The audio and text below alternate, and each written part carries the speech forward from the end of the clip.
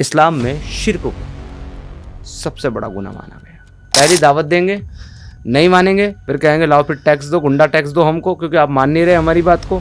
वो भी नहीं देंगे तो फिर तलवार निकाले कहेंगे आओ फिर मैदान में। पैंट खोल करके, नाम पूछकर, मजहब पूछकर, धर्म पूछ करके मारा जा रहा है। और फिर एक आदमी यहाँ हमारे देश के अंदर बैठ करके कहता है आतंकवाद का कोई मजहब नहीं होता, फेक एनकाउंटर में मारेंगे और बोल देंगे मिलिटेंट ने तुमको मार दिया। बताइए कैसे आप उम्मीद कर सकते हैं मुसलमानों से कि वो देशभक्त हो सकता है अपने देश के लिए। मैं कहता हूँ कि मुसलमान देशभक्त हो सकता है, लेकिन जब वो देशभक्त होगा तो फिर वो मुसलमान नहीं रहेगा। कल जब आपका बच्चा यूनिवर्सिटी कॉलेज में पढ़ने के लिए जाए या किसी हॉस्टल में रहने के लिए जाए, तो कोई अब्दुल आपकी बच्ची को लव जिहाद के नाम पर कन्वर्ट कराने की फिराक में न रहे।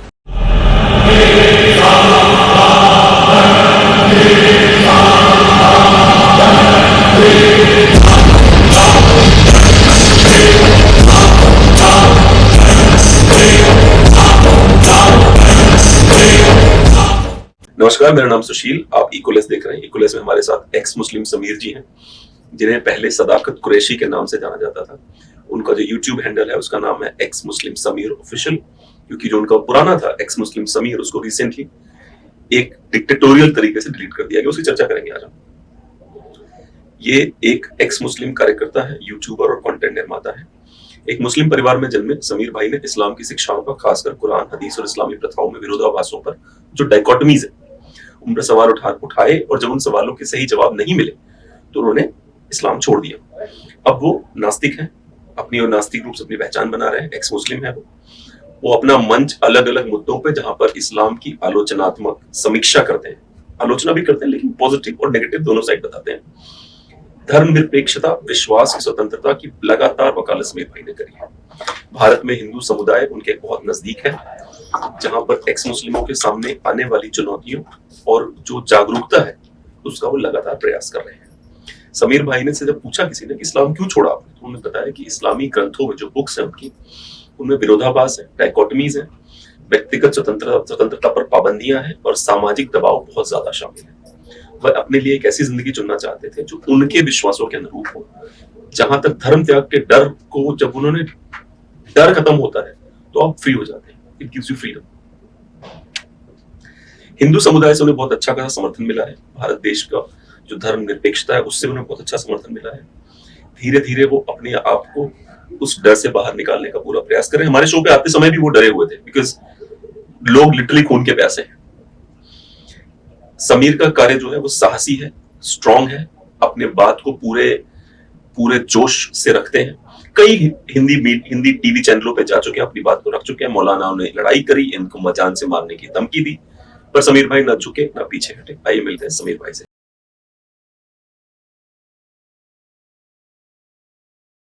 समीर भाई कैसे हो आप?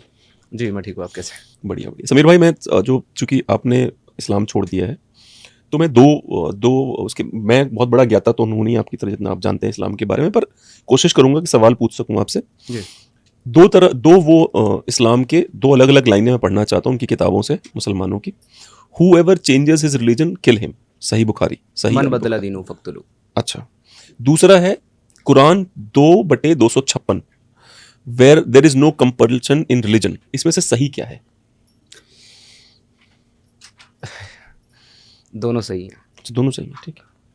आप सूरह बकरा की जिस आयत के बारे में बात कर रहे हैं वो है ला इकराह फिद्दीन जी, यानी कि दीन में कोई ज़बरदस्ती नहीं है। दीन में ज़बरदस्ती नहीं है। आप चीज़ों को अगर सीधा सा पढ़ देंगे और उनको ट्विस्ट करके अगर आपको दिखाया जाएगा तो वो चीज़ें आपको लगेंगी कुछ और, लेकिन अगर आप उनको सीधा समझेंगे तो ये दोनों जो है आपको एक ही नज़र आएंगी। अच्छा, ये अलग नहीं है। अभी आपको लग रहा होगा विरोधाभास है, एक जगह कहा जा रहा है दीन में ज़बरदस्ती नहीं है, जी जी, दूसरी जगह कहा जा रहा है कि जो दीन छोड़ दे उसे मार डालो।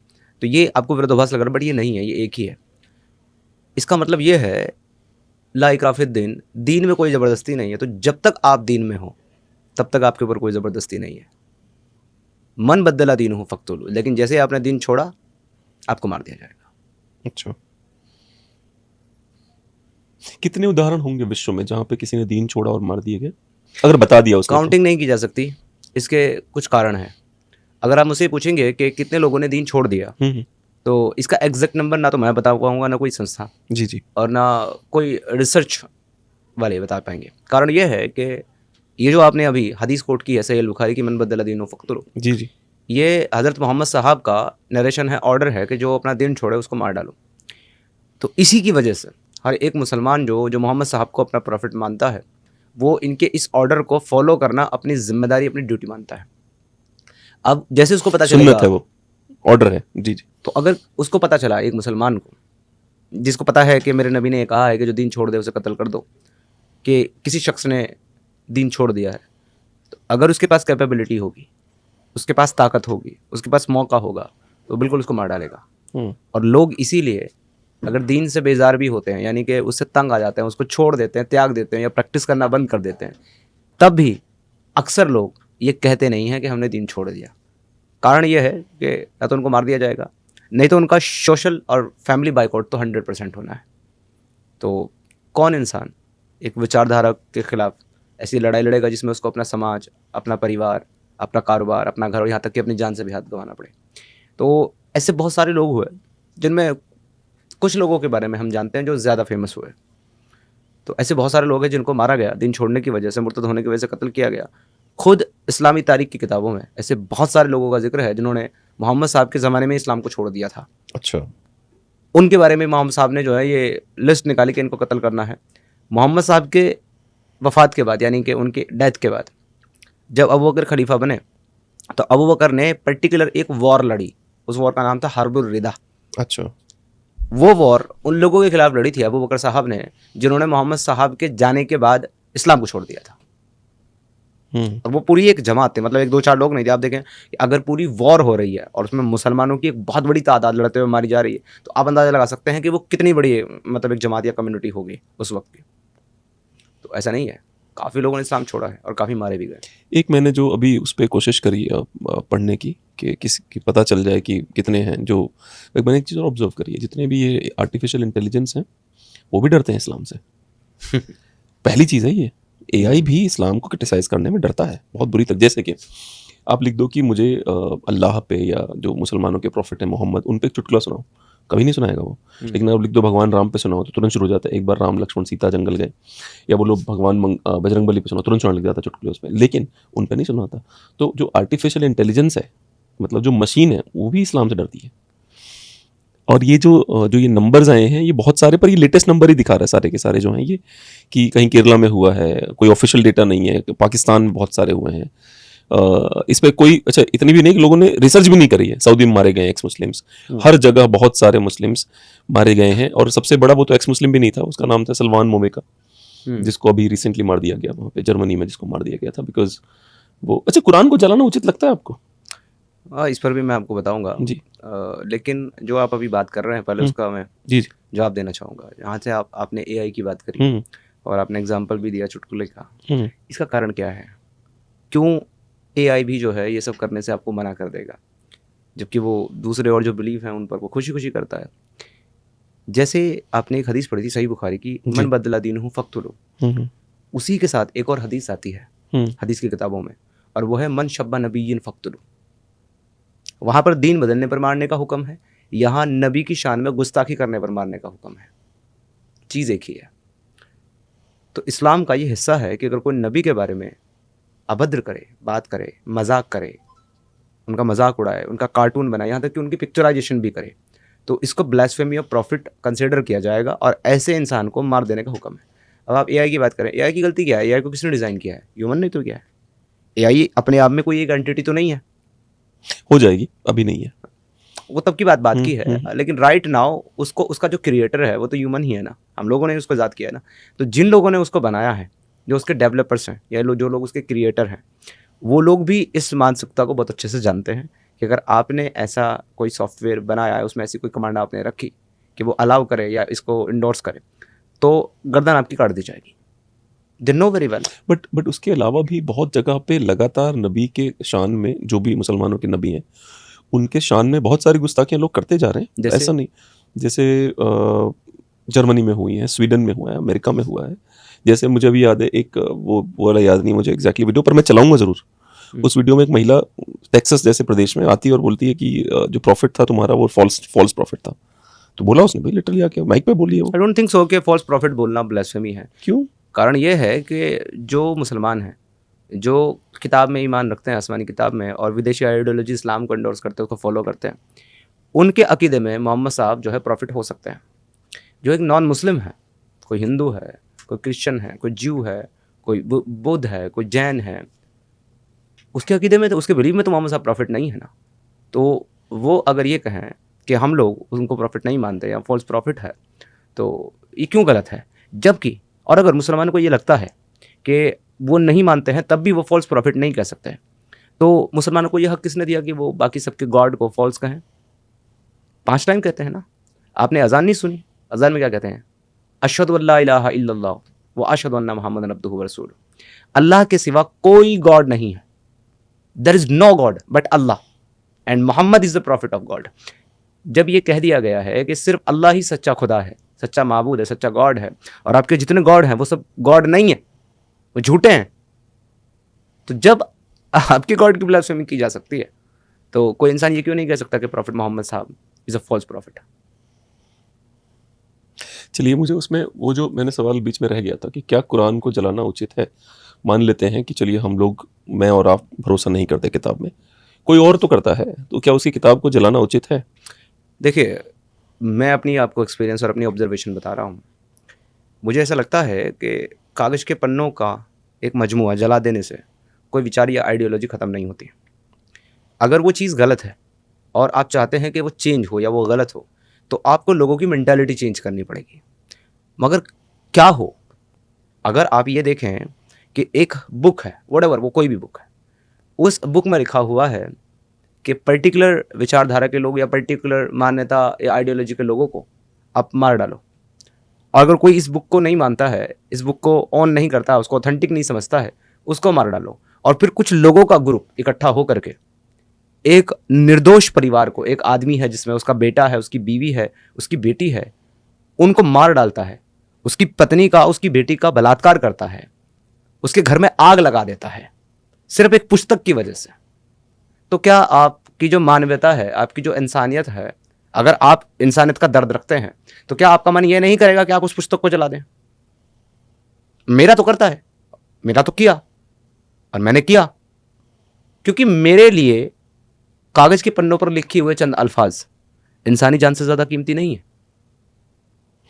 एक इंसान की जो जान है वो सबसे ज्यादा कीमती है मेरी नजर में। अगर मुसलमानों को ये लगता है कि कुरान उनकी होली बुक है या उसको ऐसा नहीं किया जाना चाहिए, तो फिर मुसलमान ये बता दें कि क्या कुरान जब आया है अल्लाह के पास से जिब्रील के जरिए मोहम्मद साहब के पास, तो क्या वो किताब की शक्ल में आया है या उसकी आयतें आई हैं जिनको आपने कंपाइल करके एक बुक की शक्ल दे दी और उसकी हजारों लाखों करोड़ों कॉपियां आपके पास हैं? तो अगर कोई एक कॉपी उसकी जला दे जो कि उसने खुद खरीदी, खुद ऑन करता है वो उसको, तो कैसे आपका कुरान खत्म हो जाता है? तो ये तो बहुत संकुचित मानसिकता है मेरे हिसाब से। ये जो आपने अभी बात करी अल्लाह के द्वारा, जिब्रील के द्वारा मुस्लिम्स के प्रॉफिट मोहम्मद को मिला, वो कुरान की किताब मिली, इसको जरा समझाइए आप कि क्या हुआ। मुझे आइडिया नहीं है बहुत ज़्यादा कि क्या हुआ, क्या था, कैसे मिला था ये ज्ञान उनको। इस्लामिक नैरेटिव के मुताबिक जो है वो हज़रत प्रॉफिट मोहम्मद साहब जब अपनी ज़िंदगी के 40वें साल में थे, तो वो एक ऐसे ट्राइब से बिलोंग करते थे, बनु कुरैश, बनु हाशिम, जो सारे के सारे आइडल वर्शिपर थे। इवन इस्लामिक किताबों में खुद लिखा हुआ है कि at the time of prophet Mohammed there was 360 idol in Mecca. 360 बुत जो है वो काबा खाना के अंदर रखे हुए थे और सारे के सारे लोग जाते थे, उसका तवाफ़ करते, यानी कि उसके चारों तरफ चक्कर लगाते थे, परिक्रमा जिसे करते हैं, और उनकी वर्शिप करते थे। तो उस कंडीशन में प्रॉफिट मोहम्मद साहब उन आइडल्स की वर्शिप नहीं करते थे, बल्कि वो एक गार थी, एक गुफा थी, गार हीरा जिसको कहा जाता है, हीरा की गुफा, वो उसमें जा करके वो अकेले रहते थे, काफ़ी दिन तक वहाँ बैठे रहते थे। तो एक दिन को ऐसा एहसास हुआ कि मेरे पास कोई एक ऐसी एंटिटी जो इंसान नहीं है, बड़ी भयानक, खौफनाक या बड़ी वो आई और आकर के उन्होंने कहा कि मैं तुम्हारे लिए एक मैसेज लेकर के आया हूँ, and this message from God for you because you are the prophet of God. तो ये वो मैसेज है कि पढ़ो, इक़रा बिस्मि रब्बिकल लज़ी खलक़, कि पढ़ो उसके नाम से जिसने इंसान को पैदा किया। तो वो ये मैसेज लेकर के वो आए, और कई नरेशन में इससे अलग आयतें भी बताई गई हैं कि ये वाली आयत नहीं बल्कि कोई दूसरी आयत थी। अब खैर वो उसमें मैं नहीं जा रहा हूँ, वोट जो भी थी, पर वो एक मैसेज लेकर के आए। उसके बाद अलग अलग शक्लों में, सूरतों में, कभी ख्वाब में, कभी इशारतन, कभी किसी और तरीके से मोहम्मद साहब को वही जो है वो आती रहती थी। वही means message from the God. अच्छा। जैसे हमारे यहाँ पे कई जगह पे हमने देखा ना कि जैसे वो चल रहा होता है, कोई फंक्शन चल रहा होता है हिंदुओं में, अचानक से किसी के ऊपर ऐसे अजीब सा, तो वैसा कुछ होता था हाँ, या कैसा वो होता था? सिम्टम जो है वो उसी तरीके के बताए गए हैं। हालांकि अच्छा। मैं यहाँ बता दूं कि मैं इस तरह की किसी भी चीज़ों को मैं सपोर्ट नहीं करता और ना मानता हूँ। मेरे लिए वो कोरा पाखंड ही है। मैं अपनी विचारधारा बता रहा हूँ, बाकी किसी के लिए कुछ भी हो सकता है। तो इस तरह के सिम्टम बताए गए हैं कि मोहम्मद साहब जो है वो बदन में कपकपी आ जाती थी, वो डर जाते थे। इवन जब फर्स्ट टाइम जब पहली बार जिब्रील को देखा, दौड़ते हुए घर आया और अपनी बीवी जो खदीजा है उनको बोला कि मुझे कपड़ों से ढक दो। और कई सारे कपड़े ढकने के बाद में जो है ना वो काफ़ी डरे हुए थे, बुखार उनको आ गया। तो फिर उन्हें जब थोड़ा सा ठीक हुआ तब बताया कि मेरे साथ ये इंसिडेंट हुआ है। मुझे नहीं पता कि वो शैतान था, फरिश्ता था, जिन था, कौन था। वो भी श्योर नहीं थे? हाँ, ही वॉज नॉट श्योर। उस समय श्योर नहीं थे वो? वो अपनी नबूवत के 4 साल तक श्योर नहीं थे। अच्छा। इवन फॉर 4 ईयर, 4 साल व्हाट तक। Is the meaning of the word नबूवत या नबी, इनका मतलब क्या होता है? प्रॉफिट। अच्छा। हाँ, जिसको गॉड ने चुन लिया हो अपना मैसेज देने के लिए लोगों को, उसको नबी कहा जाता है, प्रॉफिट कहा जाता अच्छा, है। गॉड बहुत केयरफुल था क्योंकि उसने ऐसे व्यक्ति को चूज किया, जहां तक मेरी जानकारी है, जिसने पढ़ाई लिखाई नहीं करी थी। ये ट्रू है ना? उन्होंने कोई पढ़ाई लिखाई नहीं करी थी? ऐसा लोग कहते हैं कि अच्छा। वो पढ़े लिखे नहीं थे हम्म, और इसलिए उनको उम्मी कहा जाता है। लेकिन अगर आप अरबी लुगा को देखेंगे हम्म, तो उम्मी का मतलब सिर्फ अनपढ़ नहीं होता, बल्कि उम्मी का मतलब जो है ना माँ वाला भी होता है। अच्छा। मीन्स जिसकी मदर हो। अब माँ वाला उसको कहा जा सकता है जिसका बाप ना हो, अच्छा। क्योंकि अगर किसी का Single बाप होगा mother। तो अच्छा। सरनेम लगाएंगे ना आप। जी, जी, जी। लेकिन सरनेम आप फादर का लगाते हैं। लेकिन अगर किसी का फादर ना हो या अननोन हो या पता ना हो तो फिर वो अब कभी कभार अपनी माँ का नाम यूज़ कर लेता है। जी, तो जी, उनको जी। उम्मी कहा जाएगा माँ वाला। तो ऐसे ही कॉन्सेप्ट जो है इससे पहले एक प्रॉफिट के साथ मिलता है, वो है जीसस, जिनको इस्लाम में ईसा अलैहिस्सलाम कहा गया है। जी। उनके फादर नहीं है अकॉर्डिंग टू कुरान और अकॉर्डिंग टू क्रिश्चियनिटी भी। वो सिर्फ अपनी माँ से पैदा हुए हैं, मरियम से। And he is the son of God, ऐसा उनका मानना बॉर्न है। Without seed. Born without seed, जी, बॉर्न जी। Without father actually. तो उनको भी माँ वाला कहा जाता है। तो वो वजह से इस चीज़ भी आप रिलेट कर सकते हैं। एनीवे, तो उनको जब वो मैसेजेस आते थे तो वो अपने जो कंपेनियन थे, जो उनके सहाबा थे, जो उनको फॉलो करते थे, वो उनको सुनाते थे और वो इसको याद कर लेते थे, कहीं लिख लेते थे, कभी हड्डियों पर, कभी चमड़ों पर, कभी किसी कागज़ पर, कभी किसी हाँ, पत्थर पर। बिल्कुल शुरुआती जमाना हाँ, था। या फिर बट वो मुझे याद कर लेते थे। भाई एक मिनट आपको रोकूंगा कि 1400 साल पहले हमारे हिंदुस्तान में तो प्रॉपर लिखाई पढ़ाई होती थी उससे, जैसे पेन भी थे अवेलेबल, उसमें स्याही भरी जाती थी और उसमें पन्ने भी होते थे। तो अरब में ऐसा कुछ नहीं था उसमें, बिल्कुल अभी हंटर गैदरर थे सबके सब। नहीं, पेपर का इन्वेंशन तो चाइना बहुत पहले ही कर चुका था। हाँ, तो वहाँ पे चमड़े पे क्यों लिख रहे थे, हड्डी पेपर पे क्यों लिख रहे थे? मैं बता रहा हूँ, बल्कि जी। बहुत सारे खत भी जो है वो खुद प्रॉफिट मोहम्मद साहब ने हम्म। पेपर पर, कागज़ पर लिखे हैं, जो इसका आज भी कुछ हिस्से मौजूद हैं।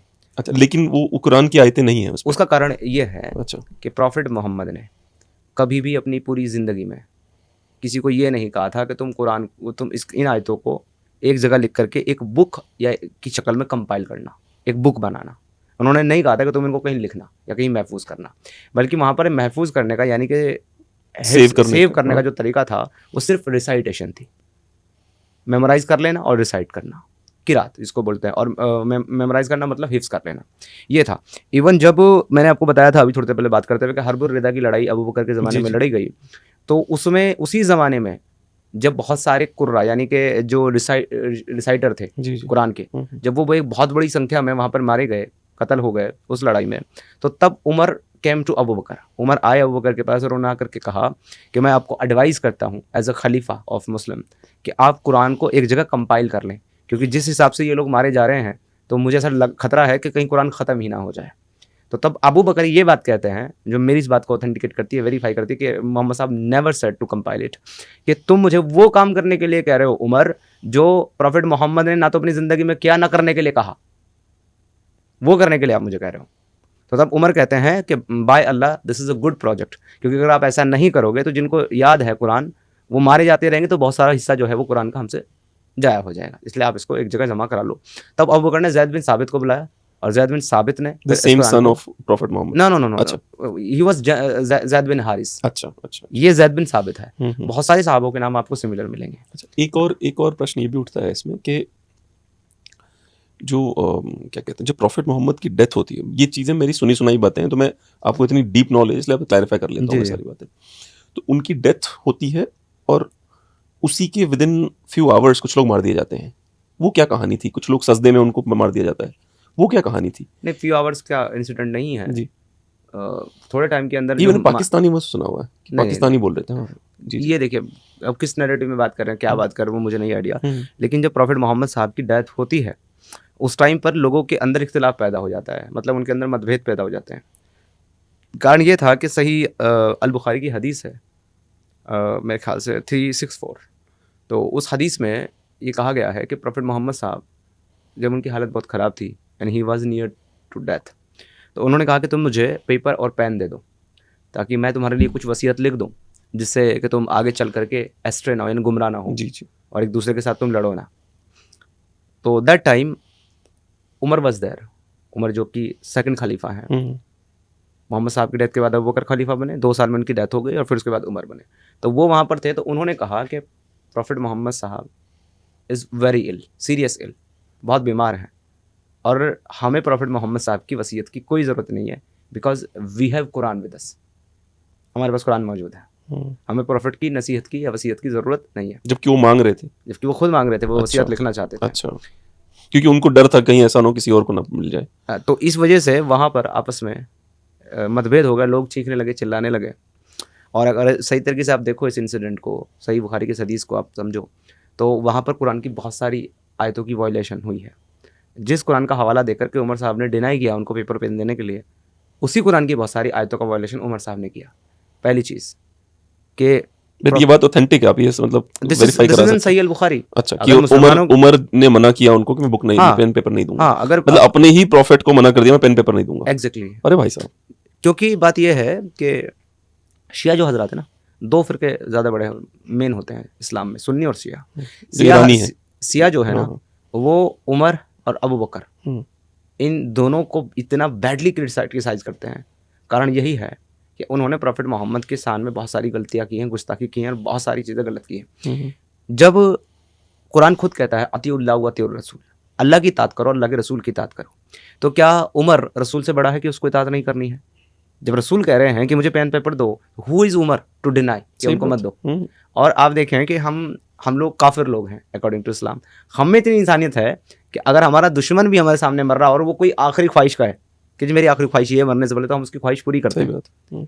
ये कैसे सहाबा हैं जो अपने प्रॉफिट की आखिरी ख्वाहिश पूरी नहीं कर रहे, इवन डिनाई कर रहे हैं, कह रहे हैं कि हमारे पास कुरान है, जबकि वो कुरान भी इनको उसी नबी से मिला है। एक चीज। दूसरी, ये आपस में वहां पर लड़ने लगे, चिल्लाने लगे। कुरान दूसरी आयत में कहता है कि अपनी आवाज को नबी की आवाज से नीचा रखो। अब नबी की तो आवाज ही नहीं निकल रही है। प्रॉफिट मोहम्मद साहब तो बेड के ऊपर हैं, डेथ की कंडीशन में है, उनकी तो आवाज़ वैसे ही बहुत स्लो होगी। ये वहाँ पर लड़ रहे हैं, चीख रहे हैं, चिल्ला रहे हैं। तो प्रॉफिट मोहम्मद साहब कहते हैं कि तुम लोगों ने मुझे बहुत तकलीफ दी, बहुत अजियत दी, तुम लोग यहाँ से बाहर निकल जाओ। तभी बाहर निकल गए। सो वहाँ भी वायलेशन की।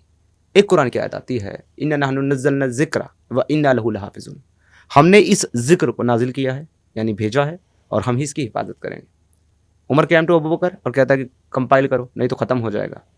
जी जी, पहले जो हम डिस्कस कर रहे थे। हाँ, तो अगर उमर को कुरान पे बिलीव है और उसके लिए कुरान इनफ है, तो कुरान तो कह रहा है कि अल्लाह ने इसको नाजिल किया, अल्लाह इसकी हिफाजत करेगा। क्या उमर को यकीन नहीं है कि अल्लाह हिफाजत करेगा? वो क्यों कह रहा है अबू बकर को कि इसको जमा कर लो, नहीं तो ख़त्म हो जाएगा? दे आर मैनी थिंग जो ये बताती है कि प्रॉफिट मोहम्मद साहब के करीबी लोगों ने ही प्रॉफिट मोहम्मद साहब को बहुत सीरियसली नहीं लिया, बहुत फॉलो नहीं। इवन कुरान के अंदर सूरह जुमा की आयत नंबर 12 है, वो क्लियरली कहती है कि जब भी ये कोई सौदा सामान बिकता देखते हैं या तमाशा होता देखते हैं, तो छोड़ करके आपको मिंबर पर छोड़ करके बाहर निकल जाते हैं। इनसे कह दो, हाँ, इनसे कह दो कि जो अल्लाह के पास है वो इन तमाशों से और इस खरीदारी से बहुत बेहतर है। प्रॉफिट मोहम्मद मिंबर पर खड़े हैं, खुतबा दे रहे हैं, साहबा उनको छोड़ करके बाहर चले जाते थे अगर बाहर कोई तमाशे वाला आ गया, कोई सामान बेचने वाला आ गया। इतने ज़्यादा सीरियस लेते थे। ये सुनने में तो ऐसा लगता है कि जैसे मैं बताता हूँ, कहा जाता है ना कि जब कोई बंदा सुप्रीमली पावरफुल होता है तो उसके सामने लोग मंत्रमुग्ध हो जाते हैं।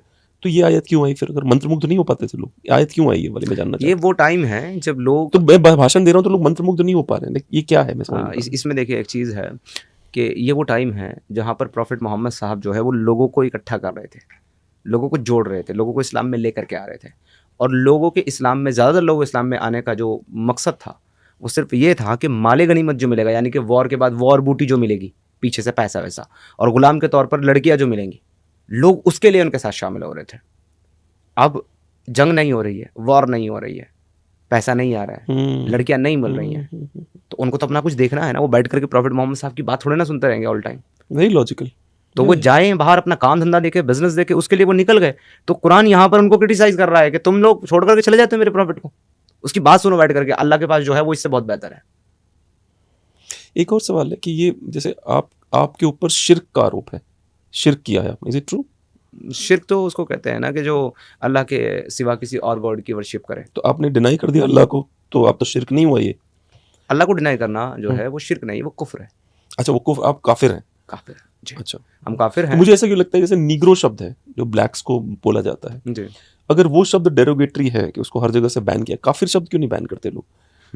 इसलिए नहीं करते हैं कि लोगों को काफिर का मीनिंग पता नहीं है, लोगों को मुशरिक का मीनिंग पता नहीं है, लोगों को मुनाफिक का मतलब पता नहीं है। मुर्तद भी बताइए, तीनों मुर्तद, शिर्क, मुल्हिद। हाँ, सबके मतलब बताइए आप मुझे, सुनना है आपसे। वेरी इंटरेस्टिंग बातें कर रहे हैं अभी देखिए, हम। सबसे जी, पहली जी, बात तो ये है कि कुरान 2 टर्म्स यूज करता है जी, उन लोगों के लिए जो अल्लाह के ऊपर बिलीव नहीं रखते हैं। नंबर 1 मुशरिक, नंबर 2 कैटेगरी मतलब खतरनाक होती जाएगी फिर हाँ कि किस तरह इनको मारना है, उस पे जा रहा है ये। हाँ जी। ठीक है, नंबर 1 बट काफिर। सबके सब मारने के लायक हैं। हाँ, मैं आपको बता दूंगा हवाले जी के जी, साथ। हाँ प्लीज प्लीज, हाँ सबसे पहले काफिर। जी। काफिर वो होता है जो इनकार करने वाला हो, डिनायर हो, डिनाई करता हो। हम्म, किसी ने कहा अल्लाह इज द गॉड, वो कहता है नो। हम्म, किसी ने कहा prophet Muhammad is the messenger of God, वो कहता है नो। वो कहता है Islam is the true religion, वो कहता है नो। ही इज डिनायर, इनकार कर रहा है, सो ही इज काफिर। अल्लाह ने कहा शराब मत पियो, चोरी मत करो, जिना मत करो, गलत काम, sex outside the marriage, out of the जी मैरिज, जी, हाँ, सो फॉर्निकेशन एक्चुअली, हम्म, ये मत करो। कोई कर रहा है, ही इज डिनायर। अल्लाह ने मना किया, वो कर रहा है, काफिर। तो इसको कहा गया है काफिर, जिसके बारे में कुरान की आयत सूरह अत-तौबा की आयत नंबर 29 कहती है कातिलुल लज़ीना ला युमिनूना बिल्लाहि वला बिल यौमिल आखिर। उन लोगों के साथ लड़ो जो अल्लाह पर और आखिरी दिन पर ईमान नहीं रखते, यानी कि इनकार करते हैं। वो लोग कौन है? काफिर है, दे आर काफिर। एक चीज। अब आता है नंबर मुशरिक का। देखिए, काफिर से बड़ा गुनाहगार मुशरिक है। काफिर को अगर इंग्लिश में समझना चाहें तो ही इज एथीस्ट, अच्छा। जो ईमान नहीं रखता। बट एक, उससे बड़ा सॉरी टू गुनाहगार, इंटरप्ट यू, एक सेकंड, थोड़ा अपने थॉट्स को रखिएगा दिमाग में, ठीक है? जो एथियस्ट है वो भी तो भरोसा करता है कि कोई नहीं है, वो भी तो बिलीवर है। नहीं, देखिए, भाई मैं एक बात बताता हूँ, गॉड पे बिलीव नहीं करता, किसी पे नहीं करता मैं बिलीव, पर मैं किसी पे नहीं बिलीव करता हूँ, वो भी तो मेरा बिलीव है। वो गॉड पे, गॉड के ना होने पे बिलीव करता जी है ना। जी, तो इस वजह से वो गॉड का काफिर है। काफिर आप किसी भी चीज के हो सकते हो। जो मुसलमान है ना, बचने का कोई चांस नहीं है। हाँ, देखिए, जो आपको क्या लगता है कि जो मुसलमान है वो काफिर नहीं है? अच्छा, वो भी काफिर है। अच्छा, वो किसका काफिर है? वो शिर्क का काफिर है। अच्छा, वो शिर्क नहीं करता।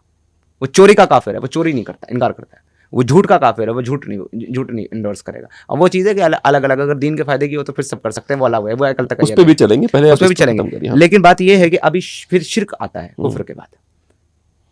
इस्लाम में शिर्क को सबसे बड़ा गुनाह माना गया। चैप्टर नंबर 4 वर्स नंबर 48 कहती है, रेप और पीडोफिलिया से भी बड़ा गुनाह है ये। मैं जो आयत पढ़ रहा हूँ ना, इसके बाद आपको अंदाजा हो जाएगा। जी जी, चैप्टर नंबर 4 सूरह अन-निसा वर्स नंबर 48 में कुरान कहता है कि अल्लाह जिस गुनाह को चाहेगा माफ कर देगा, लेकिन शिर्क का गुनाह कभी माफ नहीं करेगा। आप रेपिस्ट हैं, अल्लाह माफ कर देगा। मर्डर है, अल्लाह माफ कर देगा। आप जेनोसाइड किए, अल्लाह माफ कर देगा। आपने कितने ही बड़े गुनाह जराइम क्यों ना किए हों, अल्लाह अगर चाहेगा तो माफ कर देगा। शिर्क का गुनाह अल्लाह कभी माफ नहीं करेगा। अभी एक बयान हमारे मुफ्ती डोरीमोन साहब का बहुत फेमस हुआ था। जो लोग नहीं जानते होंगे मुफ्ती डोरीमोन कौन है, उनके लिए बता दूं। देवबंदी मसलक से एक स्कॉलर आते हैं, मुफ्ती क्या नाम, मैं उनका I'm so sorry, मैं उनका इतना मजाक में नाम लेता हूँ कि उनका असली नाम ही मैं भूल गया। अच्छा, डोरीमोन मजाक बोले, मैं तो सच मुझे नाम डोरीमोन मुफ्ती है। मोहम्मद यासिर हाँ, हाँ। अल वाजिदी उनका नाम जी, है। जी। वैसे मैं उनको कुछ और नाम से कहता हूँ, अगर आपको प्रॉब्लम ना हो तो फिर बता दूं। बोलो बोलो, मैं उनको कहता हूँ मुफ्ती मोहम्मद बवासीर अल बख्शोदी। यूट्यूब है, बाकी बोलो। उनका नाम है मुफ्ती यासिर अल वाजिदी। हाँ हाँ, देवबंद मसलक से आते हैं, उसी मसलक से जिससे मैं बिलोंग करता था, और जी। देवबंद से ही बिलोंग करते हैं, यानी कि मेरे से 20 किलोमीटर की दूरी पर वो रहते हैं।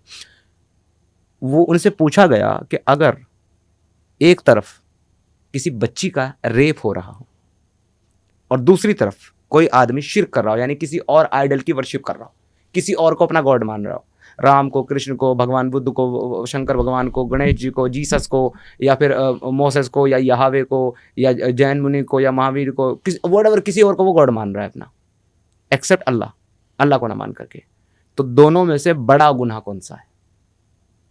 मुफ्ती साहब का जवाब अकॉर्डिंग टू कुरान, शिर्क का गुनाह। अच्छा, अल्लाह के नज़दीक शिर्क का गुनाह सबसे बड़ा गुनाह है, जिसको बता रहा है चैप्टर नंबर 4 की वर्स नंबर 48 कि अल्लाह जिस गुनाह को चाहेगा माफ़ कर देगा अगर माफ़ करना चाहे तो, लेकिन शिर्क का गुनाह अल्लाह कभी माफ़ नहीं करेगा। अगर एक इंसान शिर्क करता करता ही मर गया और उसने उसकी तौबा नहीं करी और शिर्क करना नहीं छोड़ा तो उसको अल्लाह कभी माफ़ नहीं करेगा। मैं थोड़ा अंतर समझना चाहता हूँ मेरे लिए और मेरे दर्शकों के लिए भी। शिर्क तो केवल मुसलमान ही कर सकता है, हम नहीं कर सकते, आउटसाइडर्स नहीं कर नहीं सकते। नहीं, ऐसा कुछ नहीं है, अच्छा, ऐसा कुछ नहीं है। हाँ। शिर्क का मतलब होता है शरीक करना, यानी अल्लाह के साथ, अल्लाह को आपने गॉड माना, हम्म। उसके बाद आपने मान लिया कि चलो भाई ठीक है मैं मैं अल्लाह, जब गॉड मानूंगा तब मुसलमान बन जाऊंगा ना मैं मैं आपको आउटसाइडर हूँ। मैं आपको वही बता रहा हूँ। जी। आप एक तरफ ये मानते हैं कि अल्लाह इज अ गॉड, लेकिन दूसरी तरफ आप ये भी मानते हैं कि Ram is also God, Buddha is also God, so you are मुशरिक तो इन केरला में this way, in this way. Kerala में तो बड़े लोग मारे जाएंगे इस तरह से तो, मैं आपको उसमें भी चलेंगे, जी, लेकिन हाँ। एक एक करके मैं जी, जी, हाँ। कंक्लूड करते हैं। क्योंकि सॉरी टू इंटरप्ट, केरला में देखा है एक तरफ अल्लाह का लगा रखे होते हैं, उसी में गणेश जी लगा देते हैं, उसी में जीसस लगा देते हैं। केरला में बड़े सारे फोटोज वो कुछ भी नहीं है बेचारे, वो सिक्युलर है। हाँ, वो है सिक्युलर। मैं continue। सिक्युलर पे बहुत अच्छा मैं बात करता हूँ, जी, बोलता जी। हूँ, मैं बोलूंगा कब। जी जी, अभी आज ही बोलेंगे, आप हाँ। बोलिए। तो एनीवे बात यह है कि एक मुसलमान जो अल्लाह को गॉड मान रहा है और किसी और को भी गॉड मान रहा है, ही इज मुशरिक। बट एक गैर मुस्लिम जो अल्लाह को गॉड नहीं मान रहा है लेकिन किसी और को गॉड मान रहा है, ही इज ऑल्सो मुशरिक, क्योंकि वो अल्लाह के सिवा किसी और को गॉड मान रहा है। खुदा ना मेरा लेना ना देना, फिर भी। हाँ, अच्छा। खुदा को ही सिर्फ ओ भाई। गॉड मानना है। हाँ। जो खुदा को गॉड नहीं मानता वो काफिर, जो खुदा को गॉड ना मानकर किसी और को गॉड मानता है वो मुशरिक। अच्छा, मान ना मान में तेरा मेहमान। हाँ, चलो बढ़िया, तो नेक्स्ट। ये है। हाँ अब इसकी सजा जो है मुशरिक की, हाँ। उसकी माफी नहीं है अगर वो अपना शिर्क करना नहीं छोड़ता। काफिर की माफी हो सकती है एक बार को, हम्म। मुशरिक की नहीं हो सकती। और काफिर की माफी का मतलब ये नहीं कि वो जन्नत में चला जाएगा, नहीं, बल्कि उसकी कुछ सेंस में अगर वो मुसलमान है और फिर उसने कुफ्र किया मुसलमान होकर के, तो हो सकता है 1% चांस है कि अल्लाह उसके कुफ्र को माफ कर दे, लेकिन मुशरिक के शिर्क को अल्लाह कभी माफ नहीं करेगा। सो आई एम नॉट मुशरिक, आई एम काफिर। बड़े एक और चीज है, हाँ। यू आर मुशरिक एंड काफिर बोथ। अच्छा, ओ भाई साहब। एक आदमी सिर्फ काफिर हो सकता है मुशरिक ना होकर, लेकिन जो मुशरिक है वो मुशरिक के साथ साथ काफिर भी है। काफिर तो है ही है। है ही है काफिर, हाँ, और मुशरिक हाँ, के साथ काफिर है, यानी कि कोई मुशरिक है ना तो बाय डिफॉल्ट वो काफिर है। चलो, very proudly I am both, I don't care. Continue. अगर आप वेरी प्राउडली हैं तो फिर वेरी प्राउडली आपको जहन्नम के लिए तैयार रहना चाहिए। आई डोंट केयर, क्योंकि अल्लाह तो यही कहता है कि जो मैं काफिर है- मानता ही नहीं तो जहन्नम या जन्नत मेरे से क्या मतलब। हाँ नहीं, लेकिन आप नहीं मानते पर उनका मानना है, हाँ। और वो ये समझते हैं कि जब तक आप नहीं मानेंगे तब तक आपके साथ 3 ही चीजें हैं उनकी। पहली, दावत देंगे, नहीं मानेंगे फिर कहेंगे लाओ फिर टैक्स दो, गुंडा टैक्स दो हमको, क्योंकि आप मान नहीं रहे हमारी बात को। वो भी नहीं देंगे तो फिर तलवार निकाल के आएंगे आओ फिर मैदान में। नहीं, मैं तो तलवार वाली तैयारी खुद भी कर लूंगा ना। आई मेक श्योर कि मेरी तैयारी भी उसी के लिए तो हम लोग बात कर रहे हाँ हैं। हाँ, हमारी तैयारी होनी आपकी चाहिए। तैयारी क्या जब आपने उस लड़की का उदाहरण दिया कि कोई आया, किसी मुसलमान ने आया, माँ बाप को मार दिया और वो कर दिया, तो मेरे दिमाग में यही चल रहा था कि काश उसने तैयारी करके रखी होती तो क्या पता थोड़ी देर लड़ ही लेता। भाई मैं देखो, मेरा अपना एक बिलीफ सिस्टम है, ठीक है ना। अगर मैं एथियस्ट हूँ, हाइपोथेटिकली एथियस्ट हूँ ना, मैं किसी भगवान को नहीं मानता, तब भी मेरा वो बिलीफ सिस्टम है। मुझे कोई कट्टा दिखा के नहीं बोल सकता छोड़ इसको, ठीक है। कोई कट्टा दिखाएगा तो मैं AK-47 जुगाड़ करूंगा उसके लिए, बात खत्म। मेरा सिंपल से ये मानना है। इवन कॉन्स्टिट्यूशन आपको अलाउ करता है। हाँ, मैं किसी की बेइज्जती नहीं कर रहा हूँ, मैं किसी की बेइज्जती नहीं कर रहा हूँ। मेरा एक भाई, मेरे को कट्टा मत दिखाओ कि ये करो, ऐसे नहीं ऐसे करो, वो नहीं हो पाएगा। बचपन से राजपूत हूँ, अभी भी वही हूँ। मेरे को कट्टा मत दिखाओ और मुझे छोटी छोटी बातों के लिए कि ये कर ले वरना ये कर दूंगा। भाई मुझे भी आता है, ये कर ले वरना। बहुत खानदान के लोग यही करते रहेगा जिंदगी भर कि किसी ने दिखाया, उन्होंने अच्छा बेटा ये दिखा रहा है और दिखाता हूँ 2-4। तो ये वही वाली बात है, राइट। बट अब मुर्तद पे आइए। मुर्तद क्या होता है? मुर्तद वो होता है जो इर्तिदाद करे। ये मुर्तद जो है वो इर्तिदाद का रूट वर्ड है। इर्तिदाद का मतलब होता है फिर जाना, पलट जाना। अच्छा, मतलब पहले बिलीवर था फिर चेंज कर दिया उसने। आप मुसलमान घराने में पैदा हुए, आपने ही माना कि आप मुसलमान आप मुर्तद हो जी। अच्छा, सॉरी। जरूरी नहीं है, मैं मुल्हिद भी हो सकता हूँ, जब ये दोनों चीज़ मैं आपको बताऊंगा, लेकिन मैं एक्चुअली मुल्हिद नहीं हूँ। मुल्हिद उसको कहते हैं जो, मैं आपको बताता हूँ। पहले मुर्तद फिर पहले मुर्तद पे मैं आपको बताता हूँ। जो इस्लाम में था, इस्लाम में पैदा हुआ और उसने माना कि इस्लाम मेरा दीन है, मेरा मजहब है, और फिर उसने इस्लाम को छोड़ा तो उसने इर्तिदाद किया, यानी कि फिर गया, मुर्तद हो गया। या जिसने इस्लाम को एक्सेप्ट किया, पहले गैर मुस्लिम था फिर आया इस्लाम को एक्सेप्ट किया और फिर इस्लाम को छोड़ दिया, तो वो भी मुर्तद है। अच्छा। लेकिन अगर एक आदमी पर वो छोड़ करके किसी और बिलीव में चला गया, वो रिकॉर्डर मुझे एक मैसेज, या फिर अगर उसने इस्लाम को छोड़ा और छोड़ करके वो किसी और बिलीफ में चला गया, या फिर वो किसी बिलीफ में नहीं गया मगर एग्नोस्टिक रहा, तो उसको मुर्तद कहा जाएगा। लेकिन अगर किसी ने इस्लाम को छोड़ा और छोड़ने के बाद उसने ये माना कि देयर इज नो गॉड, कोई गॉड नहीं है, कोई गॉड जैसी चीज होती ही नहीं है, यानी कि एथियस्ट बन गया, तो उसको मुल्हिद कहा जाएगा। तो मतलब आप मुल्हिद हो गए हैं? नहीं, मैं मुर्तद हूँ क्योंकि अच्छा। मैं एग्नोस्टिक सनातनी हूँ। तो अभी आप मुल्हिद नहीं है आप, अभी आप मुर्तद हैं। मुर्तद, जी जी जी। हाँ हाँ। तो मैं मुर्तद। और भी कोई कैटेगरी है या यहीं पे खत्म हो जाता है? मुनाफिक। मुनाफिक, हाँ, वो क्या होता है? एक कैटेगरी होती है मुनाफिक। हम्म। मुनाफिक वो लोग हैं जो जाहिर में तो अपने आप को मुसलमान दिखाएं या मुसलमान बताएं, मगर दिल से वो मुसलमान ना हो या फिर डाउटफुल हो, शक में हो, तो उनको मुनाफिक कहा गया। और ऐसे लोग प्रॉफेट मोहम्मद साहब के ज़माने से हैं। ऐसे 10 लोगों को तो मैं जानता हूँ पर्सनली। आज के मुसलमानों में बहुत सारे हैं, वो दावा तो करते हैं कि हम मुसलमान हैं, लेकिन रात को जाके शराब भी पीते हैं। हाँ, नहीं वो नहीं, मैं ऐसे लोगों को जानता हूँ जो ये साफ साफ बोलते हैं पीठ पीछे कि यार ये सब बकवास है। हाँ जी, पर मगर सामने से वो बोल नहीं सकते, तो ऐसे लोगों को मुनाफिक कहा गया। तो एक्चुअली आप जो जब इस्लाम छोड़ने वाली हम बात कर रहे थे ना, तो मैंने कहा था कि कुछ लोग ऐसे हैं कि जो दिल से तो मानते नहीं है पर कह नहीं सकते, तो वो एक्चुअली मुनाफिक की कैटेगरी में आते हैं सब। पर ये भी, दीज आर ऑल पीपल और if required they should be killed, इन सबको मार दिया जाना चाहिए। कोई भी माफी के लायक हाँ, नहीं अगर है। पता चल जाए कि कोई मुनाफिक कोई है, कैटेगरी इनमें से माफी के लायक नहीं है। नहीं, मुनाफिक वाली कैटेगरी माफी के लायक है अच्छा। अगर वो माफी मांग ले तो, अच्छा। अगर वो रिपेंट करे तो। हाँ। वैसे तो सारी हैं। हाँ। अगर मुशरिक शिरक करना छोड़ दे हाँ। और सिर्फ अल्लाह पर ईमान रखे तो उसको भी माफ किया जा सकता है। काफिर अपना कुफ्र छोड़ दे तो उसको भी माफ किया जाता है। मुनाफिक जो है तौबा कर ले उसको माफ किया जा सकता है। लेकिन अगर ये तीनों ही अपनी इस स्टैंड से बाज नहीं आते और ये बिलीव रखते हैं तो ये तीनों जहन्नमी है। ये जहन्नमी ठीक है यार, अर्थ पे तो मारने का अर्थ पे, हाँ, अर्थ पे अगर नहीं मानते हैं हाँ। तो एक बार को मुनाफिक को थोड़ी कम सजा दी जा सकती है, लेकिन काफिर और मुशरिक को तो कतल किया जाएगा। अच्छा, उनकी माफी नहीं है। एक सवाल बहुत सालों से मेरे मन में है जी। जो मोजेस थे उनको इस्लाम ने मूसा कहा, जीसस को ईसा कहा, है ना जी। अब्राहम तक चले जाते हैं। अब तो नया एक आया है जब से मोहम्मद बिन सलमान ने भारत पैसे भेजने बंद कर दिए और सऊदी से पैसे बंद करवा दिए, तो एक नया कैटेगरी निकला है जिसमें एक मदनी टाइप नाम के मौलाना है। अब इन्होंने बोला कि नहीं, वहां तो पैदा ही नहीं हुआ, हमारा तो शुरू श्रीलंका से हुआ है। अब्राहम जो भी थे वो वहां पे पता नहीं कोई पत्थर लेके आए थे। मौलाना अरशद मदनी है, उन्होंने आदम के बारे में कहा था कि आदम सॉरी, हाँ, श्रीलंका में आए, वो वहां से सऊदी अरेबिया गए, तो सऊदी से उन्होंने कट ऑफ कर लिया अपने आप को कि अब तो हम यही प्रूव करेंगे कि हम कौन है। ये क्या चक्कर है, इसको समझाइए क्यों आया ये, कि मतलब ये जो मैं सोच रहा हूँ वो सही है कि पैसे बंद हुए इसलिए ये चालू हुआ है, या पहले से इस तरह के थॉट्स थे लेकिन पहले बोलते नहीं थे ये लोग? सिर्फ पैसे बंद नहीं हुए। अगर आप आज का सऊदी अरेबिया देखेंगे, हालांकि मोहम्मद बिन सलमान जो है ना वो अभी किंग नहीं है सऊदी के, he is only crown Prince, मतलब शहजादे हैं एक तरीके से, वो शहजादा है, अभी वो बादशाह बना नहीं है।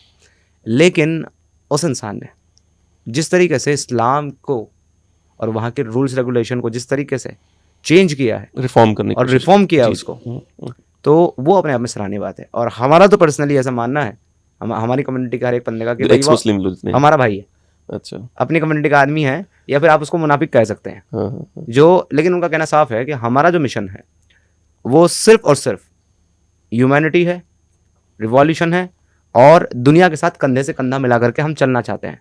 हम 1200, 1300, 1400 साल पुरानी सोच को अपने कंधों पर ढोना नहीं चाहते कि उस टाइम पे क्या सिचुएशन थी, किसने क्या वॉर करी, किसने क्या कहा, that doesn't matter for us. उनका हम ज़माने के साथ चलना चाहते हैं, अपनी कौम को तरक्की देना चाहते हैं और अपने समाज में अपना एक मकाम बनाना चाहते हैं। उसका साफ सिंपल है। तो उसने इस चीज़ को देते हुए बहुत सारे ऐसे डिसीजन लिए जो कि बहुत बोल्ड थे। अकॉर्डिंग टू इस्लाम वो नहीं पॉसिबल है जी।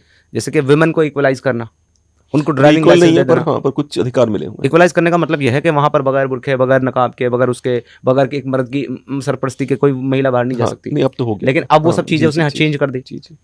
कोई भी महिला अपनी ज़रूरत का सामान लेने अकेली भी जा सकती है, कहीं भी जा सकती है, और अगर वो उसके लिए बुरखा ना पहनना चाहे, नकाब ना पहनना चाहे तो मैंडेटरी नहीं है, जबकि इस्लाम में मैंडेटरी है, और उसने उसको मैंडेटरी से ख़त्म कर दिया। दूसरा, उन्होंने ये कहा कि उन्होंने महिलाओं को ड्राइविंग लाइसेंस दे दी कि लो आप भी ड्राइव करो, गाड़ी चलाओ। ये इम्पॉसिबल था इस्लाम में। दूसरा, उन्होंने, शराब सबसे बड़ी हराम चीज़ है इस्लाम के अंदर, उन्होंने बाकायदा वहाँ पर बार एसोसिएशन बनाई और वहाँ पर शराब की दुकानें जो है उन्होंने खुलवा दी। वो शराब की दुकानें डिप्लोमेटिक एरियाज में, अभी रियाद में हर जगह नहीं है डिप्लोमेटिक। इट डजंट मैटर कि कहाँ है कहाँ नहीं है। एक ऐसे मुल्क के अंदर जिसकी आइडियोलॉजी में, कोर आइडियोलॉजी में शराब बिल्कुल हराम है, उस हुकूमत के अंदर अगर शराब की दुकानें खुल रही है, उसके लाइसेंस मिल रहे हैं, लोग वहाँ शराब पी रहे हैं, आप इसको छोटी बात मानते हैं? अगर आप बिहार चले जाइए, आप शराब नहीं पी सकते। कारण क्या है कि वहाँ की स्टेट ने शराब को जो है बैन किया हुआ है। अब लोग चोरी छिपे पी रहे हैं वो एक अलग चीज़ है, बाकी ओपनली आप ना तो खरीद सकते हैं, ना तो पी सकते हैं, ना बेच सकते हैं। तो जब हुकूमत बेचेगी ही नहीं, लोग पिएंगे कैसे? इतने सालों से तो नहीं पी रहे थे लोग, अब वहाँ की हुकूमत बेच रही है, वहाँ की गवर्नमेंट इसको अलाउ कर रही है, लाइसेंस दे रही है, वहाँ बिक रही है, तो लोग पी रहे हैं। जब बिकेगी तो पिएंगे भी, एंड दैट इज हराम इन इस्लाम। तो आपने रिफॉर्मेशन तो कर दी। जब इस्लाम ये कहता है कि मूसा भी हमारे हैं, ईसा भी हमारे, इसमें दो सवाल हैं, कॉम्प्लीमेंट, मतलब एक सप्लीमेंट्री भी आएगी इसमें। पहले तो वो क्लेम करते हैं कि सब हमारे हैं, मूसा भी हमारे हैं, ईसा भी हमारे हैं, ठीक है। क्योंकि जब भी कोई बहस करता है तो वो ये दिखाने के चक्कर में कि इस्लाम ही सबसे पुराना मजहब, वो कहीं तक भी चला जाता है, जहां तक उसका मर्जी वहां तक चला जाता है। पर उसके बाद फिर मूसा वालों को भी मार देना चाहता है, ईसा वालों को मार देना चाहता है। वो समझ में नहीं आता मेरे, मैं जेन्युइनली समझ नहीं पाता हूँ ये क्या चक्कर है। अगर मैं बोल रहा हूँ कि आप मेरे पूर्वज हैं हाइपोथेटिकली, तो मैं आपको क्यों मारना चाहूंगा भाई? आप तो मेरे लिए पूजनीय हुए कि भाई आप चलो मेरे पूर्वजों में से एक है, थैंक यू सो मच कि आपने मेरे लिए ये किया, पहला। दूसरा कि ईसा मूसा दोनों, हम दोनों को मारना चाहते हैं, ठीक है, क्योंकि दोनों भाई देखो ना, कहीं भी वो नहीं है, कहीं भी आपस में ईसा मूसा को नहीं मारना चाहते, हाँ, बल्कि फॉलोअर ऑफ ईसा और मूसा मारना चाहते हाँ वही उनके फॉलोअर्स को, सॉरी क्षमा कीजिए, उनके फॉलोअर्स को मारना चाहते हैं। अब जब अच्छा उनके बारे में जैसे जब आप कहीं वो देखते हो ना जो लड़ाइयाँ होती हैं, तो उल्टा सीधा लिखते हैं, गाली गलौज होती है, दुनिया भर की चीजें होती हैं वहां पे। तो ये क्या डाइकोटमी है कि मतलब मेरे को मानना भी नहीं, तुम्हारे जो तुम्हारे पूर्वज थे उनको नहीं मानना, और फिर मैं उनको क्रेडिट भी लेना चाहता हूँ, ये क्या चक्कर है? देखिए ऐसा नहीं है कि वो मानना नहीं है, वो मानते हैं, लेकिन सिर्फ उतना मानते हैं जितना मानने में उनका फायदा है।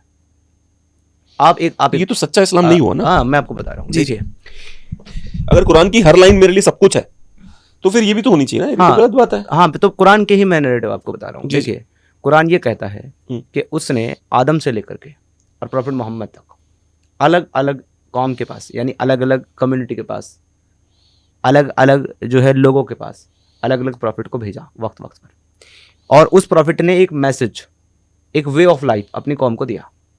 लेकिन उस वे ऑफ लाइफ में, हर एक प्रॉफिट की वे ऑफ लाइफ में एक चीज़ कॉमन थी कि सिर्फ अल्लाह की इबादत करो और मुझे प्रॉफिट मानो। प्रॉफिट चेंज होते गए, नाम चेंज होता गया, उनका कलमा चेंज होता गया, लेकिन ये मैसेज वही रहा कि अल्लाह की इबादत करो। जैसे कि इब्राहिम आए, उन्होंने कहा ला इलाहा इल्लल्लाह, इब्राहिम खलीलुल्लाह।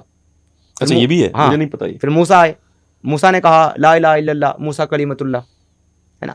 उसके बाद में ईसा आए, ला इलाहा इल्लल्लाह, ये लिखा है कुरान, ईसा रूहुल्लाह, इनकी किताबों में लिखा है। कुरान में है ये? कुरान में नहीं है जी जी, इनकी किताबों। कुरान में तो ला इलाहा इल्लल्लाह मोहम्मद रसूलुल्लाह भी नहीं है। अच्छा वो भी नहीं है? नहीं है, सीरियसली नहीं है, कहीं भी नहीं है। ओ भाई साहब, तो इनके ये एडिशनल एक्सेप्शन जो हदीसों की किताबें हैं और रिवायतों की किताबें, उनमें लिखा हुआ है। उसके बाद में मोहम्मद प्रॉफिट मोहम्मद आए, ला इलाहा इल्लल्लाह मोहम्मद रसूलुल्लाह। अब आप ये कहोगे ये कुरान में तो नहीं है, इवन नॉट ला इलाहा इल्लल्लाह मोहम्मद रसूलुल्लाह। एक साथ इकट्ठा ला इलाहा इल्लल्लाह मोहम्मद रसूलुल्लाह, ये जो कलमा पढ़ते हैं मुसलमान, ये कुरान में नहीं है।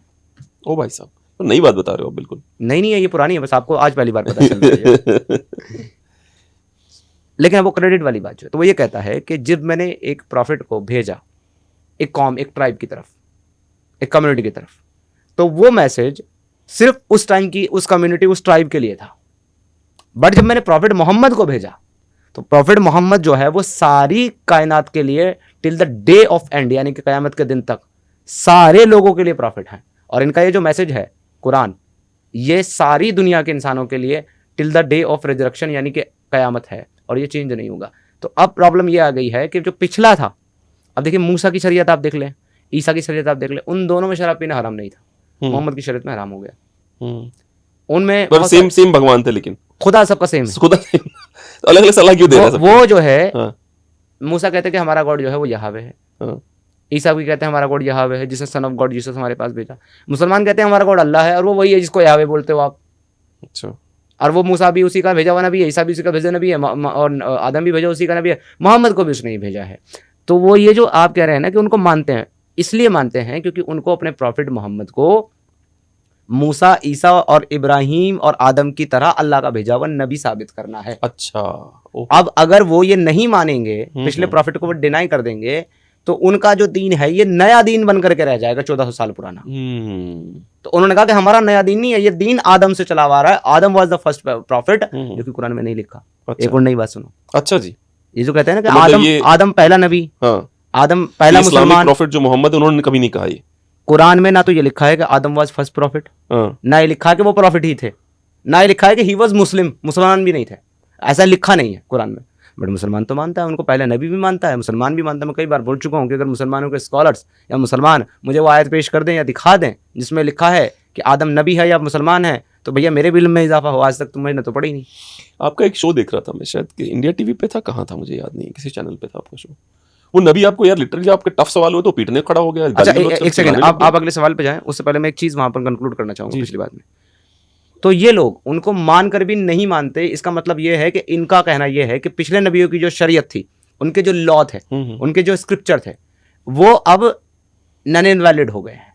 प्रॉफिट मोहम्मद साहब जो नया लो लेकर के आए हैं, नई शरीयत लेकर के आए हैं, अब सबको इसको फॉलो करना पड़ेगा, और जो इसको फॉलो नहीं करेगा वो।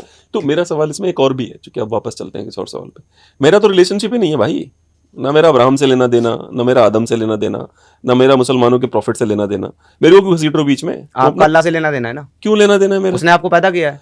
मेरे को भगवान शिव ने पैदा किया, मैं अल्लाह के पास क्यों जाऊं? ये आपका गलत बिलीव है। अच्छा, ओ, ये आपका गलत बिलीव है कि आपको भगवान शिव ने पैदा किया अच्छा। है। भगवान अच्छा, मेरे को नहीं पता मेरे को किसने पैदा किया। हाँ, वो आप बताओगे मेरे को। भगवान शिव को भी अल्लाह ने पैदा किया है। ओहो। और यही बात तो उन्होंने कही थी जिनका आपने जिक्र किया था, मौलाना अरशद मदनी। उन्होंने क्या कहा था कि आप किसको मानते हो, भगवान शिव को, मनु को? मनु कौन है? मनु तो आदम है जिनको गॉड तो ने भेजा। हिंदुइज्म मान लो ना, अल्लाह ने पहले भेजा। शुरू हुआ है, तो हिंदुइज्म मान लो। हाँ, तो जब तुम मान रहे हो कि हम दोनों सेम है, तो इधर आ जाओ। मैंने थोड़ा रोका है तुमको। मैंने अभी आपको क्या बताया, हाँ।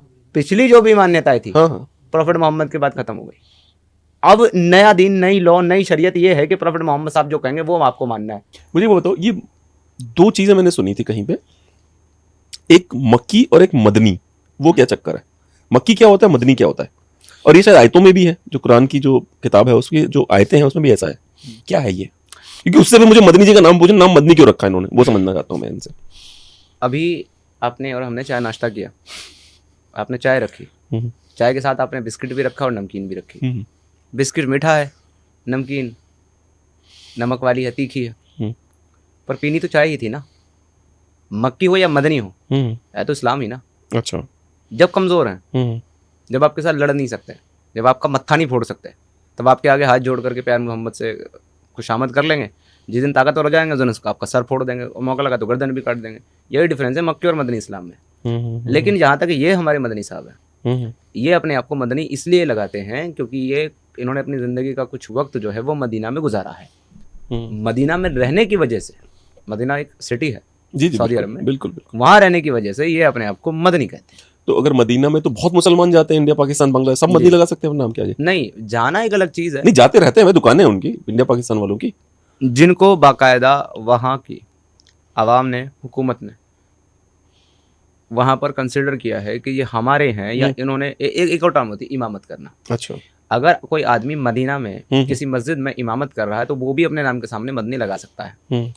लेकिन एक चीज़ क्लियर है कि सऊदी अरब वाले कभी भी एक नॉन अरबी को, अरबी लोग नॉन अरबी को कभी भी अपनी मुल्क की नेशनलिटी, नागरिकता नहीं देंगे, चाहे कितनी भी चाटें देते ही नहीं है। हाँ। तो ये उस हिसाब से, नेशनलिटी के हिसाब से तो ये मदनी नहीं हो सकते, कभी नहीं हो सकते। अब मदीना में रहे तो अपने नाम के सामने मदनी लिख लिया। ठीक उसी तरीके से जैसे इमाम बुखारी है, अब वो बुखारा का रहने वाला था इसलिए अच्छा। बुखारी लिख दिया उसने। अच्छा। उसका नाम थोड़ा ना इमाम बुखारी, अच्छा, वो बुखारा का रहने वाला तो इन लोगों ने अभी तक अपने जो नाम के आगे जो विदेशी प्राइड है उसको नहीं छोड़ना चाहते ये लोग। इनको देश में कोई प्राइड नहीं है। कौन सा देश साहब? जो इंडिया है, जो इस्लाम में नेशन का कोई कॉन्सेप्ट नहीं। तो इस्लामिक मुल्क क्यों इतने सारे? मुल्क नहीं है वो सबकी सब खिलाफतें हैं। और ये खिलाफतें अभी जो है वो स्टार्टिंग फेज में है, बिल्डअप नहीं है। क्योंकि इस्लाम का ये मानना है कि पूरी दुनिया के अंदर इस्लाम की एक ही खिलाफत होगी, एक ही हुकूमत होगी, उसका एक ही खलीफा होगा, बाकी सारी दुनिया उसके अंडर में काम करेगी, उसके मैनेजमेंट में काम करेगी। यहाँ पर नेशन का कोई कॉन्सेप्ट ही नहीं है इस्लाम में। इस्लाम में सिर्फ एक कॉन्सेप्ट है, और वो कॉन्सेप्ट है उम्मा का, यानी कि उम्मत का, इस्लामिक उम्मत, मोहम्मद की उम्मत। There is no nation. तो 57 देश कहाँ से आए? वो एक दूसरे से लड़ते भी हैं, बम मारते हैं दूसरे को, वो क्या है? वो सब कुछ नहीं है, वो सब थोड़े थोड़े हिस्से हैं जो इस्लाम को फॉलो करते हैं। इस्लाम के नाम पर उन्होंने अपने अपने तरीक़ेकार थोड़े बहुत कानून बनाए हुए हैं। कंप्लीट इस्लामिक शरिया दुनिया में आज तक किसी भी मुल्क में नहीं थी, आज से चंद साल पहले तक। आज की डेट में एक ऐसा अकेला मुल्क है दुनिया में जिसमें इस्लामिक शरिया 100% एक्टिव है, नाफिज है, और वो है अफगानिस्तान। हाथ काटते हैं चोरों के? सब कुछ, अच्छा, एवरीथिंग, स्टोनिंग से लेकर के सब कुछ। लोगों को जमीन में गाड़ के पत्थर मारेंगे। वो उन चीज़ों को भी फॉलो कर रहे हैं जिसके बारे में कुरान में आए थे, कुरान की आयतें नाजिल हुई थी, लेकिन बाद में उसको बकरी खा गई। तो वो आज रिसाइटेशन में नहीं है, मौजूद नहीं है कुरान में। बकरी को पता नहीं था कि मतलब ये भगवान ने भेजा, इसको नहीं कहा? अल्लाह को नहीं पता था कि बकरी खा जाएगी। अच्छा, काहे को ना इतनी तकलीफ उठाई नाजिल करने के लिए? नहीं भेजता अगर बकरी को खिलाना ही था। इस दोनों साइड से क्लैरिटी नहीं थी ना भगवान को, मुसलमानों के भगवान को क्लैरिटी नहीं थी, इधर इसको बकरी को क्लैरिटी नहीं। नहीं, वो आज भी मुसलमानों के अंदर है, वो आए थे। अच्छा, हाँ, वो इस तरीके से अंदर है कि पेपर के ऊपर आयत लिखी हुई थी रजम और रजात की, बड़े आदमी को 10 बार दूध पिला के अपना बेटा बनाने की, ब्रेस्ट से महिला का, और जो जिना करे, फोर्निकेशन करे, उसको रजम करने की, यानी पत्थर मार मार के मार देने की। बकरी आई, बकरी ने आकर के उन आयतों को, पेपर को खा लिया, तो आयतें पहुंच गई बकरी के पेट में। उसके बाद प्यारे मोहम्मद साहब का इंतकाल हो गया जी। अब लोगों को खाना तो खिलाना है, भूखा थोड़ा ना भेजेंगे। तो मुसलमानों ने बकरी को काटा और मुसलमान बकरी को खा गए। हम्म। अब बकरी और आयत दोनों मुसलमानों के पेट में, तो आज भी मुसलमानों के अंदर है वो आयतें। और एक बात बताइए, मुझे हमेशा फनी लगता है कि आप बताओगे सही जवाब हो इसका।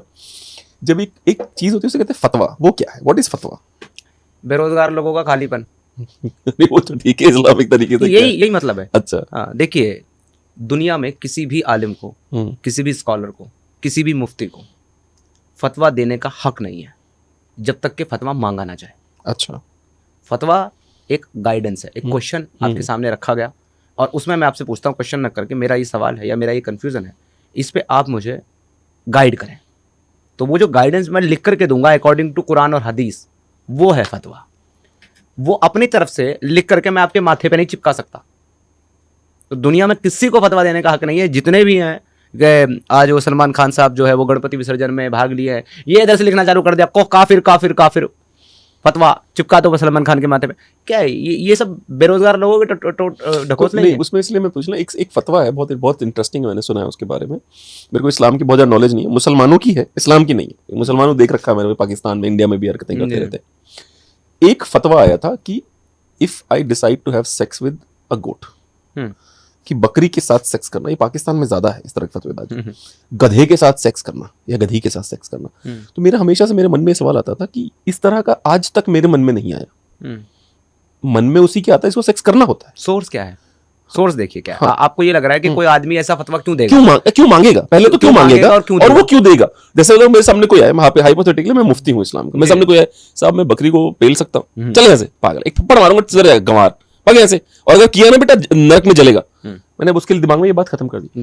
लेकिन अगर मैं उसको ज्ञान देने लग जाऊं, इसका मतलब कहीं ना कहीं मेरा दिमाग खराब है ना? मैं वही तो बोल रहा हूँ कि ऐसा हो क्यों रहा है, बताइए। अच्छा, वो बकरी वाला वहां से आ रहा है? नहीं, वो जो पत्ते खा गई थी बेचारी, वो तो अलग अच्छा, अलग कॉन्टेक्स्ट अच्छा, है। हाँ। प्रॉफिट मोहम्मद साहब की हदीस है कि अगर किसी आदमी ने किसी जानवर के साथ सेक्स किया, उस जानवर को मार दो। अच्छा। That animal should be killed. उस आदमी का क्या करना है ये प्रॉफिट मोहम्मद ने नहीं बताया, उस जानवर को मार देना। तो मेरे भाई, आपको मुफ्ती के फतवा देने से और मुसलमानों के फतवा मांगने से एतराज क्यों है, जो प्रॉफिट मोहम्मद साहब इस तरह की टीचिंग बता करके गए? मतलब उनके जमाने में ऐसा होता होगा, आज नहीं होता क्या? आज तो ज्यादा हो रहा है। मैं क्या उनके जमाने में भी ऐसा होता था, ये जानना चाहता हूँ ना। देखिए, उन्हीं प्रॉफिट मोहम्मद साहब की एक और हदीस है कि तकवे की सबसे हाईएस्ट स्टेज ये है। तकवा किसको कहते हैं? कि कोई इंसान जो है ना वो अल्लाह के प्रति पूरा डेडिकेट हो, जी, मुत्तकी, एकदम परहेजगार, भक्ति में लीन हो। हाँ, हिंदुओं की जैसे कि किसी को कहते हैं हमारे यहाँ वो एकदम ये तो भगत आदमी है, डिवोटी है। तो मुत्तकी होने की और तकवा की सबसे हाई स्टेज ये है कि अपने घर में फीमेल बकरी भी ना रखो। क्यों कहा प्रॉफिट मोहम्मद साहब ने कि फीमेल बकरी ना रखो? मुझे तो फनी लग रहा है, और आप बताओ भाई क्यों कहेंगे ऐसी बात? वो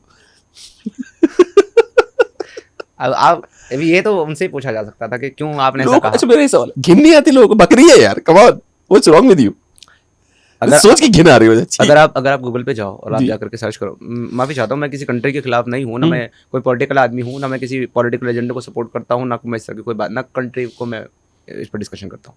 मेरे लिए सारी दुनिया जो है वो हमारा घर है, क्योंकि मैं वसुधैव कुटुंबकम का मानने वाला हूँ, और सब इंसान जो है वो मेरे लिए मेरे भाई बहन हैं, सिवाय मेरी पत्नी के। तो इस हिसाब से मुझे लगता था वो जो क्या नाम था कांग्रेस पार्टी का चाचा नेहरू, वो भी लगता था इस्लाम को मानता था, क्योंकि उसने याद है वो शपथ जो दिलाता है उसमें कहता है सारे हिंदुस्तानी मेरे भाई बहन हैं, तो शादी किससे करेगा? नहीं, बहन से शादी अलाउड है ना। भाई शपथ क्यों, प्रतिज्ञा क्यों कराएगा तू? हिंदुस्तान, भाई भारत मेरा देश है, सभी भारतीय मेरे भाई बहन है। कहां से भाई बहन है मैं तेरे? बड़ा हाँ, सॉरी, आप बोलो। लेकिन अगर आप गूगल पे जाकर के सर्च करो कि पूरी दुनिया में हाईएस्ट पॉर्न देखने वाली कंट्री कौन सी है, तो आपको पड़ोसी मुल्क का नाम नजर आएगा, पाकिस्तान का। पूरी दुनिया में नंबर 1 पे है पॉर्न, रियल पॉर्न या डोंकी पॉर्न वीडियोस देखने में। अच्छा। अब इसमें भी एक चीज मजे की ये है कि वहाँ की जो लोग हैं, अवाम हैं, जो ये मतलब इस तरह की चीजें देखते हैं, उनमें से 78% सिर्फ एनिमल पॉर्न देखते हैं। अरे बाप रे बाप, इंसानों वाला नहीं देखते वो लोग, एनिमल पॉर्न देखते हैं। गॉड पॉर्न, हॉर्स पॉर्न, एक एलिफेंट एक प्रोफेसर हैं जो स्वीडन की यूनिवर्सिटी में कहीं प्रोफेसर थे, वो उनका नाम है प्रोफेसर इश्तियाक अहमद। उनकी किताबें पीछे रखी हुई हैं, मेरे शो पे भी आ चुके हैं। वो बताते थे कि गांव में उनके गधा था या गधी थी, जो भी रहा होगा, कह रहे थे उसके साथ गांव के हर लड़के ने सेक्स किया था। वो बता रहे थे, खुद बता रहे थे, पाकिस्तान के लड़के ने। कह रहे गांव के लड़कों के बीच में चर्चा थी, तूने लिया कि नहीं लिया, कल किसका नंबर है, इस तरह की चर्चा है। वो खुद बताते थे बेचारे कि पाकिस्तान का ये आलम है कि जो है गधे भी बेचारे सेफ नहीं वहां पे।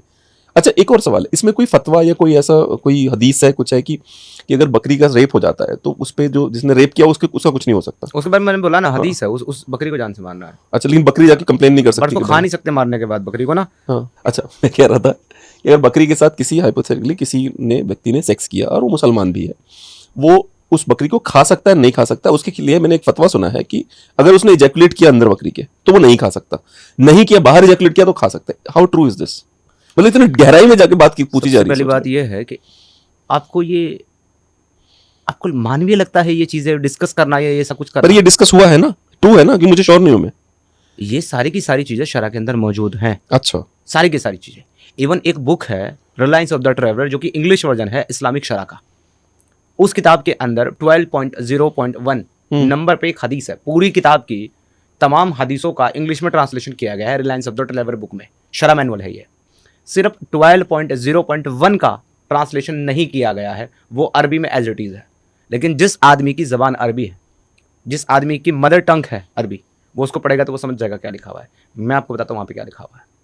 अगर किसी ने जानवर के साथ, मरी हुई बीवी के साथ, गुलाम लौंडी के साथ, नेक्रोफिलिया, अपनी बीवी के साथ जब वो मर जाए 6 घंटे तक, या अपनी बहन के साथ जो कि गुलाम लौंडी हो, बहन गुलाम लौंडी कैसे हो जाएगी? बताऊंगा मैं आपको जी। उसके साथ अगर किसी ने सेक्स किया, ला हद्दन, उसके ऊपर कोई हद नहीं है, नो पनिशमेंट।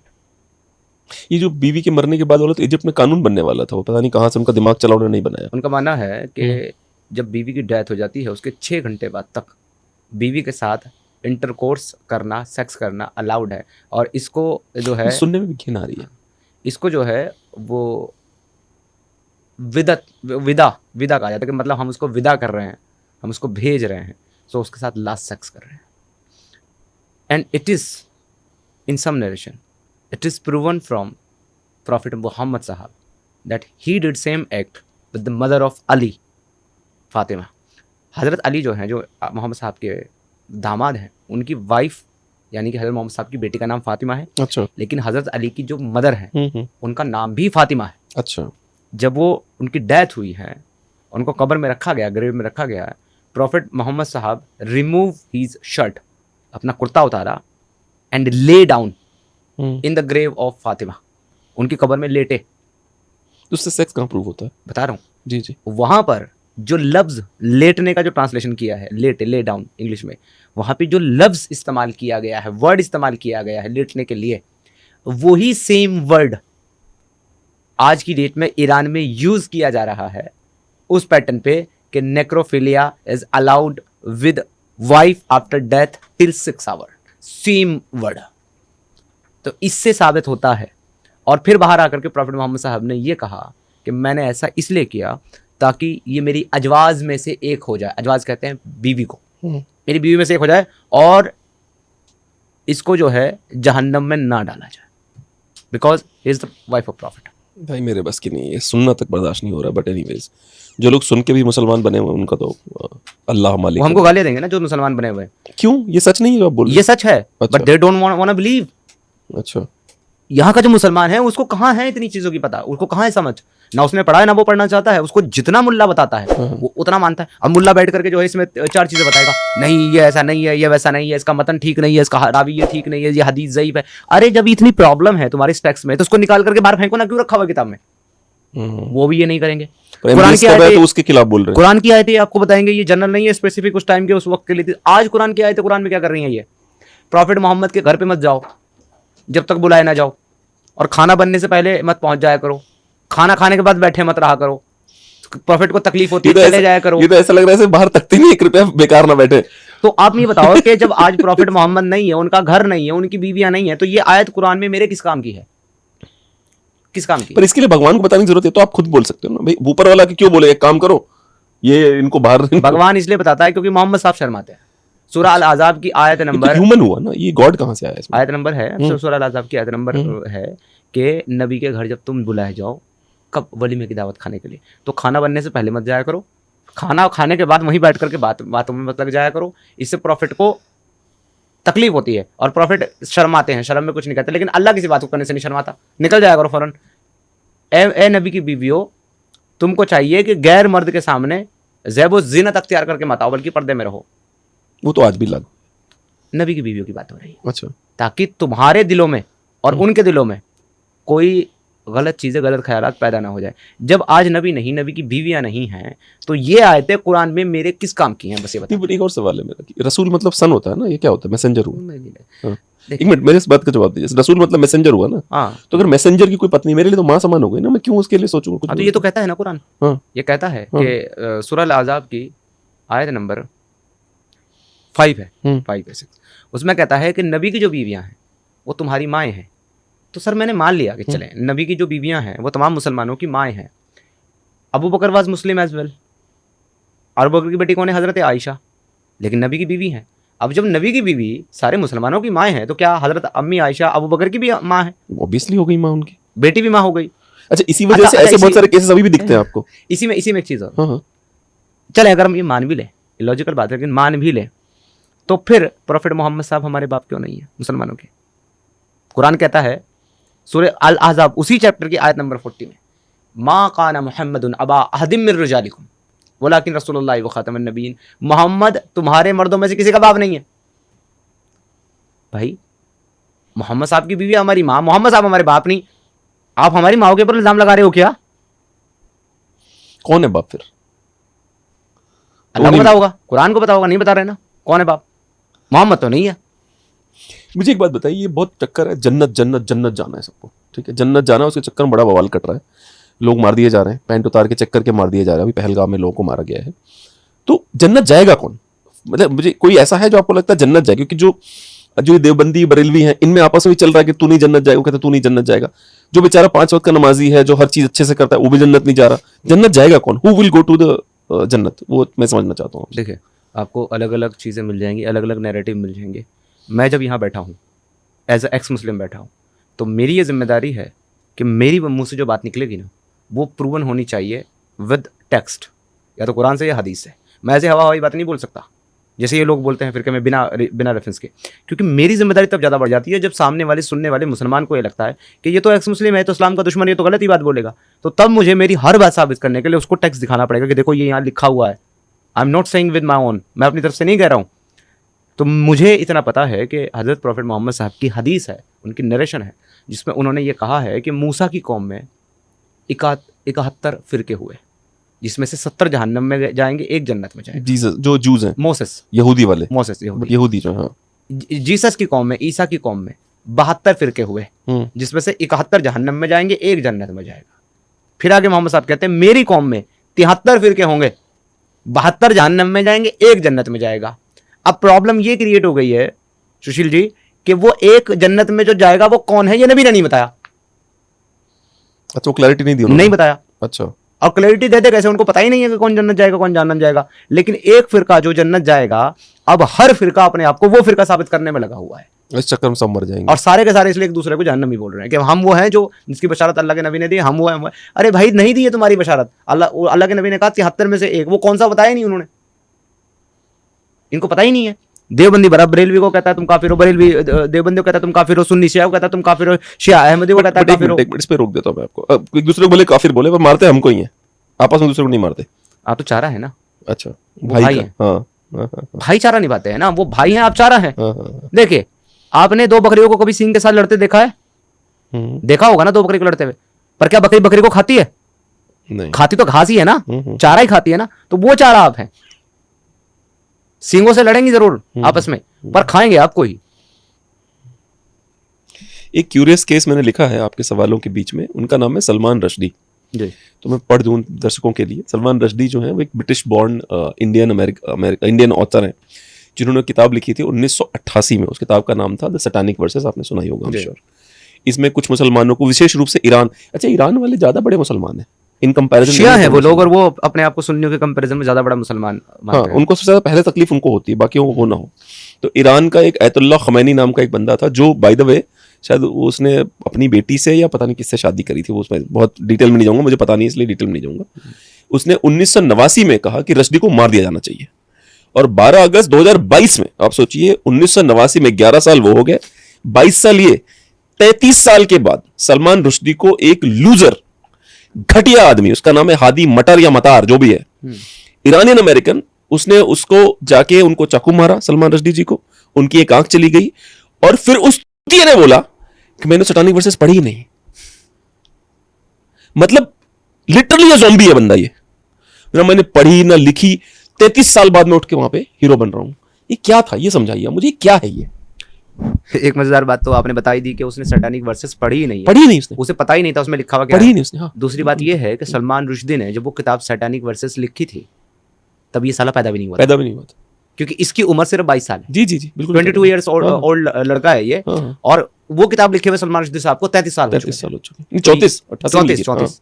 तो ये बंदा वो किताब लिखने के भी 12 साल बाद पैदा होता है और जाकर के अटैक कर देता है। कारण मैंने आपको बताया वही है, आयतुल्ला खुमैनी जैसे लोग सिर्फ ईरान और शिया कम्युनिटी में नहीं होते हैं, बल्कि हर कम्युनिटी में, हर फिरके में, हर मुल्क के अंदर मौजूद होते हैं। हमारे यहाँ भी हैं, बहुत सारे हैं। बस ये है कि वो मेजॉरिटी में और पावर में नहीं है, इसलिए आज हम किसी आयतुल्ला खुमैनी का नाम नहीं सुन रहे, लेकिन शुरुआत ऑलरेडी हो चुकी है। हम बार बार सुनते हैं ओवैसी का नाम, हम बार बार सुनते हैं अकबरुद्दीन ओवैसी का नाम, जो कहता है कि 15 मिनट के लिए पुलिस हटा दो। तो उसके भाई ने, अकबरुद्दीन ने कहा था। अकबरुद्दीन की बात कर रहा हूँ मैं, असदुद्दीन की नहीं कर रहा हूँ। अकबरुद्दीन ओवैसी ने कहा। आप ये देखिए कि जिन लोगों की, पहली बात तो मैं इनको जो है जनसंख्या में मैं बताना ही नहीं चाहूंगा, क्योंकि मेरा ऐसा मानना है कि अकबरुद्दीन ओवैसी के उस स्टेटमेंट के साथ मेरे ख्याल से 80% मुसलमान जो है वो अग्री ही नहीं करते, क्योंकि कौन बेवकूफ़ है उसकी तरह जो मरने और मारने पर तैयार होगा, वो तो बेवकूफ़ लोग हैं। मगर फिर भी 20% ऐसे लोग हैं जो उनकी इन बातों को सपोर्ट करते हैं, शेयर देते हैं और उनकी इन बातों पर तालियां बजाते हैं खड़े होकर के। तो ऐसे बेवकूफ़ किस्म के जो लोग हैं ना, ये हर जगह पाए जाते हैं, मगर ये अभी आपको भारत के ऐसे लोग अंदर तो मैं आपको कम मिल रहे हैं। टी राजा की पार्टी में दिखा दूंगा, ऐसी बातों पे तालियां बजाने वाले, ढोल बजाने वाले लोग बहुत मिलेंगे। वो तो लिब्रांडो सिकुलर तो आपको हर जगह मिलेंगे, उनकी तो मैं बात ही नहीं करता हूं। मेरा तो देखिए साफ नैरेटिव सीधा है कि जब आप सांप और बिच्छू को एक साथ देखो तो आप किसको पहले मारोगे? आप बताइए। नहीं, मैं आपसे जानना चाहता हूं कि आप के सामने एक बिच्छू है जिसका आपको पता है कि वो डंक मारेगा तो दर्द बहुत तेज होगा, और एक सांप है जिसका आपको पता है कि वो डंक मारेगा तो आपकी मौत निश्चित है, तो आप पहले किससे अपने आप को बचाओगे? पहले सांप से बचाएंगे। सिकुलर है सांप, बिच्छू है वो जिहादी। आज इतना बड़ा इंसिडेंट हुआ है, जगह जगह होते हैं देश के अंदर, देश को छलनी करने का काम किया जाता है, देश के आम निर्दोषों को, नागरिकों को मारने का काम किया जाता है। उसको बैठ करके ये कहने वाले, जबकि नाम कैसे मारा जा रहा है, तुम्हारा नाम क्या है, तुम्हारा मजहब क्या है, तुम हिंदू हो, साइड हो जाओ, तुम कौन हो? जी मैं मुसलमान हूं। अच्छा, पैंट खोल करके दिखा। पैंट खोल करके नाम पूछकर, मजहब पूछकर, धर्म पूछ करके मारा जा रहा है। और फिर एक आदमी हमारे देश के अंदर बैठ करके कहता है आतंकवाद का कोई मजहब नहीं होता, ये सांप है, वो तो सिर्फ डंग मार रहा है आपको। क्योंकि उसने कह दिया था, असदुद्दीन ओवैसी ने बोला था कि हाँ भाई ये मजहब पूछ के मारा गया है, उसने ये बात एक्सेप्ट करी थी, मीडिया के सामने उसने बोला था। कौन एक्सेप्ट नहीं करता? वो समाजवादी पार्टी वाला और ये कांग्रेस वाले, ये एक्सेप्ट नहीं करते। कौन है? पर एक बात इसी पे मैं आपको रोकूंगा, पहलगाम जो हमला हुआ है, मेरी प्रॉब्लम पता है कहां पे है सर? मुझे ये लगता है समीर भाई कि जब मेरे देश के अंदर ऐसा कोई सो कॉल्ड ताकतवर प्रधानमंत्री आ गया है, पहले तो हमला हुआ क्यों? पहला सवाल। दूसरा सवाल, क्या गारंटी देंगे मुझे प्रधानमंत्री जी और जो सरदार लौह पुरुष हमारे हैं गृह मंत्री जी, मुझे गारंटी दे पाएंगे कि अगला हमला नहीं होगा? ऐसा सबक सिखाऊंगा कि इनकी 7 पुश्तें याद रखेंगे कि अगला हमला बेटा नहीं होगा तेरे पर, जैसे अमेरिका ने किया। उसकी उम्मीद कितनी है? कुछ नहीं उम्मीद है मुझे, 0 उम्मीद है मुझे उसकी कि ऐसा कुछ होगा। तो मुझे हमेशा से ये लगता है भाई मेरे कि असदुद्दीन ओवैसी चाहे जैसा भी हो, अखिलेश यादव चाहे जैसे भी हो, लेकिन उनकी जो जमातें हैं जो उनको वोट डालती हैं उसके लिए बहुत लॉयल हैं। काश ये लोग भी उतने ही लॉयल होते। बस इतना मेरा मानना है इस मुद्दे पर। इस पर तो मैं कोई रिमार्क नहीं दूंगा, क्योंकि मैंने आपको बताया कि मैं पॉलिटिकल आदमी नहीं हूँ। जी जी जी। और ना मैं किसी को पॉलिटिकली सपोर्ट करता हूँ और ना ही उसको डिनाई करता हूँ, तो मेरा ही मुद्दा नहीं है। हाँ, लेकिन एक देश का नागरिक होने के नाते मैं अपने देश की सरकार से और मैं अपने भावी प्रधानमंत्री जी से ये ज़रूर उम्मीद करूँगा कि वो देश की सुरक्षा के लिए और हम जैसे आम नागरिकों की सुरक्षा के लिए कड़े कदम उठाएं, कानून बनाएं, या जो भी वो कर सकते हैं बेटरमेंट के लिए, वो करें, ऐसी मैं उनसे उम्मीद करता हूँ। और अगर वो ऐसा कर सकते हैं लेकिन नहीं कर रहे हैं तो वाकई फिर ये निराशाजनक बात है, ऐसा नहीं होना चाहिए, करना चाहिए। एक मोटा सा लड़का है, मोटा सा अजीब भद्दा सा बदसूरत लड़का, उसका बाप पहले बिजनेस करने की कोशिश करता है, वो फेल हो जाता है, वो चलता नहीं है। फिर उसका बाप अपने बेटे को उठाता है, बोलता है आज भक्ति करने लग जा। देखा होगा आपने भी, वो भैंसा यहाँ वहां घूमता रहता है, ऐसे ऐसे करके जय श्री राम, टाइम बदलते ही अपना बदल लेता है। मथुरा जाएगा तो जय श्री कृष्ण, कहीं और अयोध्या जाएगा जय श्री राम, अकॉर्डिंग टू उसको हमारी सरकार ने सुरक्षा दे दी। आपको मिली सुरक्षा? आप इतना सच बोल रहे हो। तो आप जो है वो सुरक्षा के बारे में पूछ रहे हैं, सुरक्षा का तो पता नहीं, लेकिन हम जो है वो अपने ही खुद के देश में सुरक्षित महसूस नहीं कर रहे हैं आज की डेट में। कारण ये है कि अगर हमको कहीं बाहर जाना हो ना तो हमें 10 बार सोचना पड़ता है, किसी से मिलना हो, हालांकि आपके इतने सारे पॉडकास्ट मैंने देखे, आपने चैनल भेजा, शेयर किया मुझे, फिर भी आपके पास आने से पहले मुझे 10 बार सोचना पड़ा, पता नहीं कौन किस रूम में बैठा हो। कारण क्या है कि हम लोगों के अंदर डर क्यों है? क्योंकि हमारे लिए ना कोई चीज़ें फिक्स नहीं है। सामने वाले को पता है किसको मारना है, किसका गला काटना है, लेकिन हमें नहीं पता है कि हमें मारने वाला या हमारा गला काटने वाला कौन है, कौन किधर से आगे वार करेगा, हमको नहीं पता है। अभी रिसेंटली ये जो टेररिस्ट अटैक हुआ है पहलगाम में, इसके बाद ये नैरेटिव चला गया कि इसका इस्लाम से कोई लेना देना नहीं, बावजूद इसके कि मज़हब पूछकर, नाम पूछकर, खतना चेक करके गोली मार दी गई। कहा गया हिंदू एक साइड हो जाओ, मुसलमान एक साइड हो जाओ, मुसलमानों को छोड़ दिया गया, सिर्फ हिंदुओं को मारा गया, जो वहाँ के लोकल कश्मीरी थे उनको कुछ नहीं कहा गया, सिर्फ टूरिस्ट को मारा गया। इसके बाद भी ये नैरेटिव चलाना कि ये कोई इस्लामिक जिहाद नहीं है, इसका इस्लाम से कोई लेना देना नहीं है, टेररिस्ट अटैक था। तो इस नैरेटिव को गलत साबित करने के लिए और बाकायदा कुरान की आयतें से ये बताने के लिए और साबित करने के लिए कि ये जिस तरीके से काम किया गया है वो एज इट इज़ कुरान में मेंशन है कि इस तरीके से मारना है और ये करके मारना है, ये बताने के लिए हम लोग प्रोटेस्ट करने के लिए हम लोग यहाँ से निकले 25 तारीख को, 25 अप्रैल को। और हम लोगों ने हिम्मत की दाद देता हूँ मैं आपकी। Thank you. तो हम लोग जो है वो 25 अप्रैल को निकले श्रीनगर के लिए इस इरादे से कि वहाँ जाकर के प्रोटेस्ट करेंगे और वहाँ ग्राउंड जीरो पर जो मीडिया कवर कर रहा है इसको और ये नैरेटिव दे रहा है दुनिया को, देश को, कि ये कोई टेररिस्ट अटैक है, कोई इस्लामिक जिहाद नहीं है, उनको ये बताने के लिए कि ये इस्लामिक जिहाद है, and to prove them from the book हम लोग वहाँ गए। और जब हम श्रीनगर में लैंड हुए तो शाम के तकरीबन 5 बज चुके थे। फिर हमने वहाँ के एक लोकल हमारे भाई हैं सपोर्टर, उनकी मदद से हमने एक हाउस बोट लिया और वहाँ पर हमने स्टे किया। इस सफ़र में हम लोग 3 लोग थे, एक हमारे एक्स मुस्लिम सलीम वास्तिक साहब, एक हमारे एक्स मुस्लिम एहसान भाई, मैं और मेरी धर्मपत्नी। हम 4 लोग। पत्नी भी साथ में थी? हाँ, क्योंकि आपको पता ही है कि हम लोग, मैं अकेला रहता हूँ और मेरी धर्मपत्नी और मैं अकेले हैं, तो मैं उनको पीछे अकेला नहीं छोड़ सकता, तो मैं उनको साथ लेकर के गया। तो हम 4 लोग पहुँचे और हमने बोट हाउस में एंट्री की और हम वहाँ पर स्टे किया। अगले दिन बिल्कुल सुबह 7-8 बजे के करीब हम लोग श्रीनगर से पहलगाम के लिए निकले। तकरीबन 2-2.5 घंटे का रास्ता है वहाँ से विया रोड।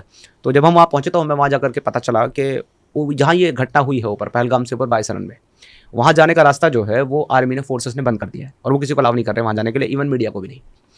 तो वहीं पहलगाम में जो पार्क का एरिया है वहाँ पर बहुत सारे न्यूज़ चैनल वाले थे, हमने उनसे बात की, कुछ रीजनल थे, कुछ तेलुगु कन्नड़ वाले भी थे, उनको भी हमने अपनी बाइट दी, उन्होंने भी हमारा चलाया और हमने प्रोटेस्ट किया इसके खिलाफ। फिर हम जो है वहाँ पहलगाम जाने से पहले जिस दिन हम शाम को पहुँचे तो सबसे पहले हम लोग लाल चौक पर पहुँचे। तो वहाँ पर हमने एक वीडियो शूट किया जिसमें हमने कहा कि हम लोग जो है वो लाल चौक श्रीनगर में पहुँच चुके हैं और हम लोग यहाँ पर जो है प्रोटेस्ट करने के लिए आए हैं। हम लोग उसमें हमारे सलीम साहब है, उन्होंने बोला कि हम लानत भेजने के लिए आए हैं, ये वर्ड इस्तेमाल करते हुए कहा लानत भेजने के लिए आए हैं ऐसे इस्लाम पर, यानी कि जैसे को फॉलो करके उन्होंने कत्ल किया, टेररिस्ट अटैक किया, और हम लोग जो है इस अटैक के ऊपर लानत भेजने के लिए आए हैं।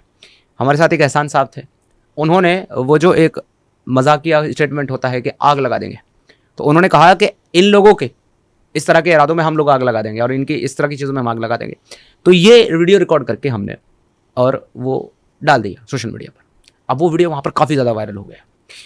तो उस वीडियो के ऊपर वहाँ की एक लोकल जर्नलिस्ट है, यूट्यूबर, जिसने एक रिएक्शन वीडियो बनाया और उसने लोगों को इस तरीके से भड़काया कि ये लोग जो है वो इस्लाम को गालियाँ दे रहे हैं, कश्मीरियों को गालियाँ दे रहे हैं, जबकि अगर वो पूरा वीडियो देखेंगे तो उसमें ना तो हमने कश्मीरी को कोई बुरा बात कहा है या गाली दी है, ना हमने इस्लाम को कोई गाली दी है। इवन हमने वहाँ से जो भी वीडियोज़ बनाई, जो भी बातें की, हमने ये कहा कि यहाँ के जो लोकल कश्मीरी हैं कहीं ना कहीं वो भी बेचारे परेशान हैं इन मिलिटेंट की वजह से, इन टेररिस्ट की वजह से, क्योंकि ये किसी के भी घर में घुस जाते हैं, बंदूक की नोक पर उनसे जो है मांगते हैं खाना, हम 10 लोग हैं हमें खाना दो। वो कभी कंप्लेन नहीं करते किसी को, मैं वही आपको बता रहा हूँ ना, वो खाना मांगते हैं, उनके घर में स्टे करते हैं और फिर निकल जाते हैं। लेकिन ये जो आपने बात कही कंप्लेंट नहीं करते, इसका कारण वहाँ के जो स्थानीय लोगों से जो हमारी बात हुई, उन्होंने बताया कि अगर हम कंप्लेंट करेंगे तो वो दूसरी बार आएंगे और पूरे परिवार को मार डालेंगे, वो डरे हुए हैं। तो हमने ये नैरेटिव जो है वो आगे करने का, अब ये सही नहीं है, मैं इसको वेरीफाई नहीं कर रहा हूँ, लेकिन मैं बता रहा हूँ। तो ये चीज़ हमने भी वहाँ बोली। उसके बाद वो लोग कहते हैं कि हमने कश्मीरियों को गाली दी, जो कि सरासर गलत है। तो इस बेस के ऊपर 27 तारीख को जब हमें वापस आना था अगले दिन 28 को, तो रात को मेरी स्ट्रीम थी और मैं अपने बोट हाउस से स्ट्रीम कर रहा था। तो रात को तकरीबन 12 बजने वाले थे 27 तारीख की, और 28 तारीख को मेरा जन्मदिन होता है, बर्थडे होता है, यानी कि चंद मिनट बाकी थे। मेरी धर्मपत्नी ने मुझे सरप्राइज़ देने के लिए हमारा जो पूरा कमरा था वो सजा दिया, केक वेक ऑर्डर किया, जिसके बारे में मुझे कोई जानकारी इस वक्त नहीं थी, उन्होंने सरप्राइज़ देने के लिए। तो 12 बजने से चंद मिनट पहले हमारे हाउस बोट के ऑनर के साथ 10 से 12 पुलिस वाले एंटर हो जाते हैं। अच्छा। और वो सीधा आते ही हमारे मोबाइल जब्त कर लेते हैं, हमारे सिस्टम लैपटॉप जब्त कर लेते हैं, और सीधा हमको थाने में लेकर जाते हैं। सबसे पहले थाने में जिसमें लेके जाते हैं वो थाना है डल झील के पास राम मुंशी बाग थाना। वहाँ पर वो लोग हमको हवालात में बंद कर देते हैं। मेरी पत्नी को रात को ही वो हाउस बोट वाले ने निकाल करके हाउस बोट से बाहर रोड पर छोड़ दिया, जबकि उसके पास ना तो फोन है, उसका फोन भी पुलिस ने जब्त कर लिया, हमारा भी कर लिया, ना उसके पास पैसे हैं। और आप जानते ही हैं कश्मीर में ठंड कितनी ज़्यादा होती है, और वो भी झील के लेक के पास में। मेरी पत्नी ने रात के 12 बजे से सुबह के 6-7 बजे तक डल झील का जो लेक के पास वो जो बनी होती हैं हार्ट टाइप की, हाँ हार्ट टाइप की, वहाँ बैठ करके ठंड में मेरी पत्नी ने रात गुजारी, और उन लोगों ने हमको हवालात में बंद रखा। अगले दिन सुबह और हमको गालियां देते रहे। पहले तो वो हमको काफिर समझ रहे थे, तो काफिर समझ के हमको मारते रहे कि तुम यहाँ इस्लाम को गाली देने के लिए आए हो, तुम लोग यहाँ आग लगाने के लिए आए हो, तुम लोग ये करने के लिए आए हो, ये क्या करके हमें मारते रहे। जब हमने कहा कि ऐसा कुछ नहीं है, हम लोग एक्स मुस्लिम, हमको हिंदू नहीं है, हमको गैर मजहबी नहीं है, हम लोग एक्स मुस्लिम है और हम लोग यहाँ प्रोटेस्ट करने के लिए आए हैं, तो उन लोगों ने हमारी बात का यकीन नहीं किया। उन्होंने हमारे कपड़े उतारे, हमारी खतना चेक की, और जब उनको खतना देख करके और हमारे आईडी प्रूफ देख करके पता चल गया कि ये लोग मुसलमान ही थे, अब फॉलो नहीं करते, हमारे यूट्यूब चैनल देख करके पता चल गया, तो फिर वो लोग जो अब तक हमको काफिर काफिर कह करके मार रहे थे, वो अब हमको मुर्तद कह करके मारने लगे। यहां तक की बात बोली कि ये जो अगर ये वर्दी में हम लोग ना होते तो तुम्हारे टुकड़े कर देते, जैसे हम काफिरों के टुकड़े करते हैं, और मुर्तद हो तुम हमारे इस्लाम के खिलाफ बात करोगे। जो आप बोल रहे थे वो उसको सच साबित कर रहे थे वो पुलिस वाले जी, लेकिन आपको उसी लिए प्रताड़ित कर रहे थे। एग्जैक्टली, जो आपने बोला वही कर रहे हैं हम। एग्जैक्टली, हाँ, ठीक है, हाँ। तो जब वो इसमें हमें साथ जीत नहीं सके, एक पुलिस वाले ने मुझे बोला, जो कि वहाँ पर तैनात था, उसने मुझे बोला कि आज तुम्हारा एनकाउंटर होगा, तुमको फेक एनकाउंटर में मारेंगे और बोल देंगे मिलिटेंट ने तुमको मार दिया। तो मैंने उनको सुशील जी एक बात बोली, मैंने बोला कि अगर आपको ये लगता है कि हम लोग मरने से डरते हैं तो आप गलत हो, क्योंकि आप हमको सिर्फ दफनाओगे, हम तो जिंदा लाशें हैं। जिस दिन अपने घर छोड़ा था ना उसी दिन मर गए थे भैया, आप हमें क्या मारोगे, सिर्फ दफना सकते हो गड्ढे में, हम लोग मरने से नहीं डरते। तो जब हमने ये बात बोली उनको, तो तब वो थोड़ा सा उनको फ़र्क पड़ा, और जब उन्होंने ये देखा कि हम मुर्तद हैं और हमारी सब कुछ चीज़ें उन्होंने चेक कर ली, तो वो थोड़ा सा अब नॉर्मल हुए। लेकिन सिर्फ इसलिए कि आपको इस्लाम से रिश्ता है। हाँ, अगर हम होते हाँ तो फिर काफिर कहकर मार रहे थे, कुछ पूछ नहीं रहे थे। अच्छा। लेकिन जब बोला कि हम मुर्तद हैं, तो फिर थोड़े से नॉर्मल हुए और थोड़ी बात की उन्होंने। उससे पहले तो सिर्फ लात घुसे मार रहे थे वो।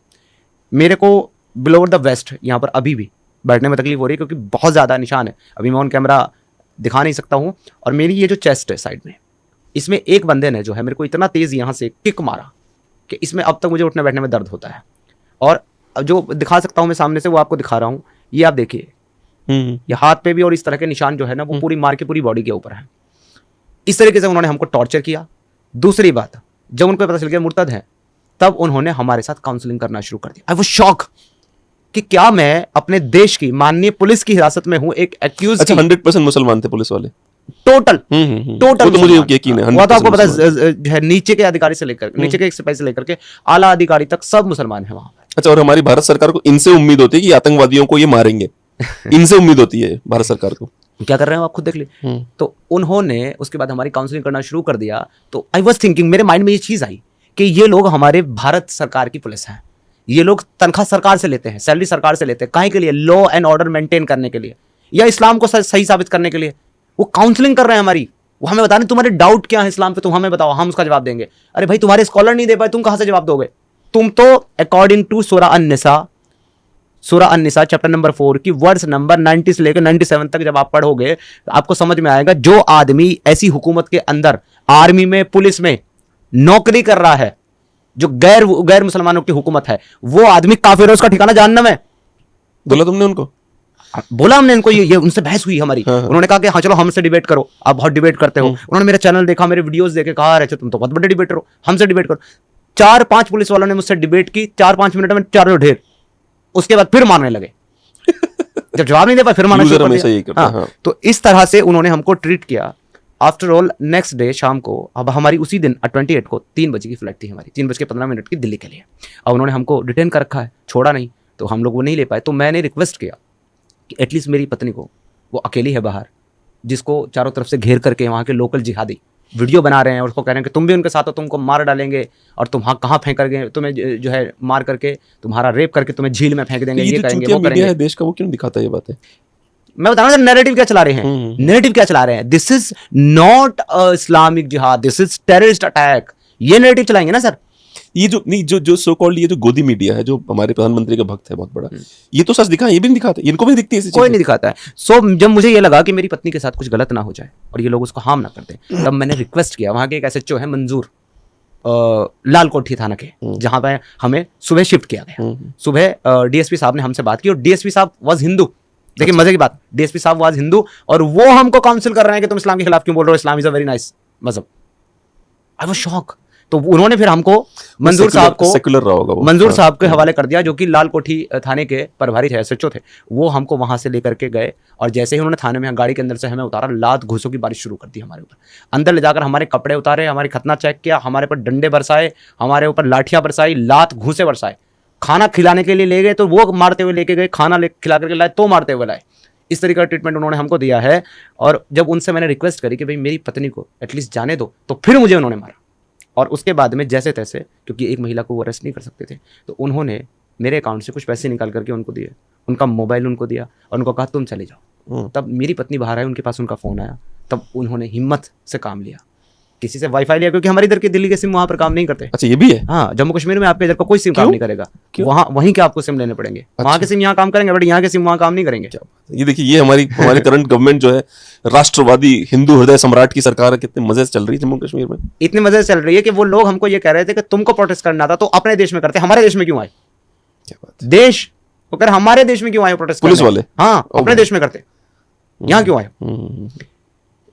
इस हिसाब अच्छा से ये जो एक मेरी पत्नी ने फिर हाँ, जब उनको फोन मिला, किसी से वाईफाई लिया बाहर से, और जो हमारे कुछ नॉन लोग थे यहाँ पर, हमारे सपोर्टर थे, यति महाराज जी हैं और भी 2-3 लोग हैं, तो फिर दादा हैं, उनसे संपर्क किया। उनके माध्यम से जब उन लोगों को पता चला और उन्होंने वहाँ उनको गाइड किया, तब जा कर के बात हुई। यहाँ से किसने की है मुझे अभी तक क्लियरली पता नहीं है, बट यहाँ से लोगों ने बात की और वहाँ के जो वो डीसीपी साहब थे, वो मेरे ख्याल से हिंदू थे, तो उनको ये बात बताई गई।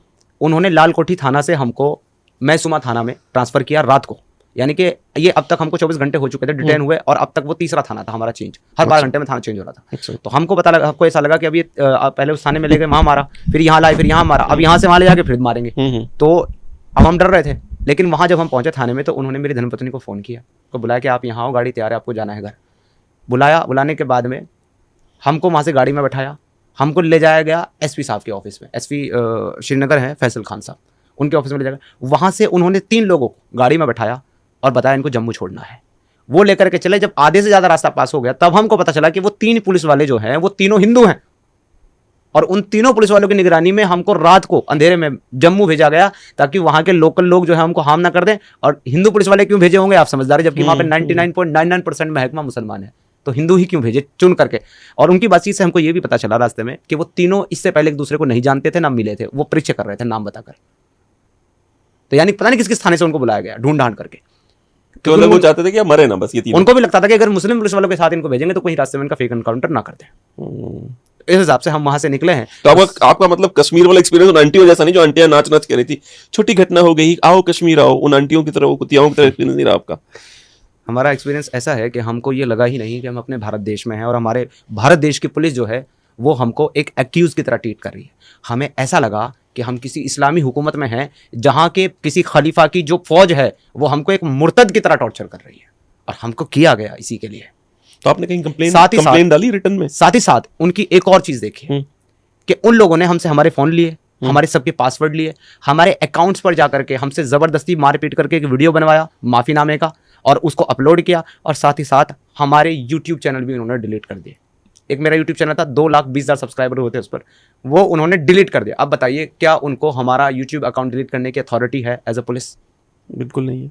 बट उन्होंने हमारे अकाउंट डिलीट, सिर्फ मेरा नहीं, हमारे साथियों के भी अकाउंट डिलीट किए उन्होंने। ये है श्रीनगर पुलिस की सच्चाई।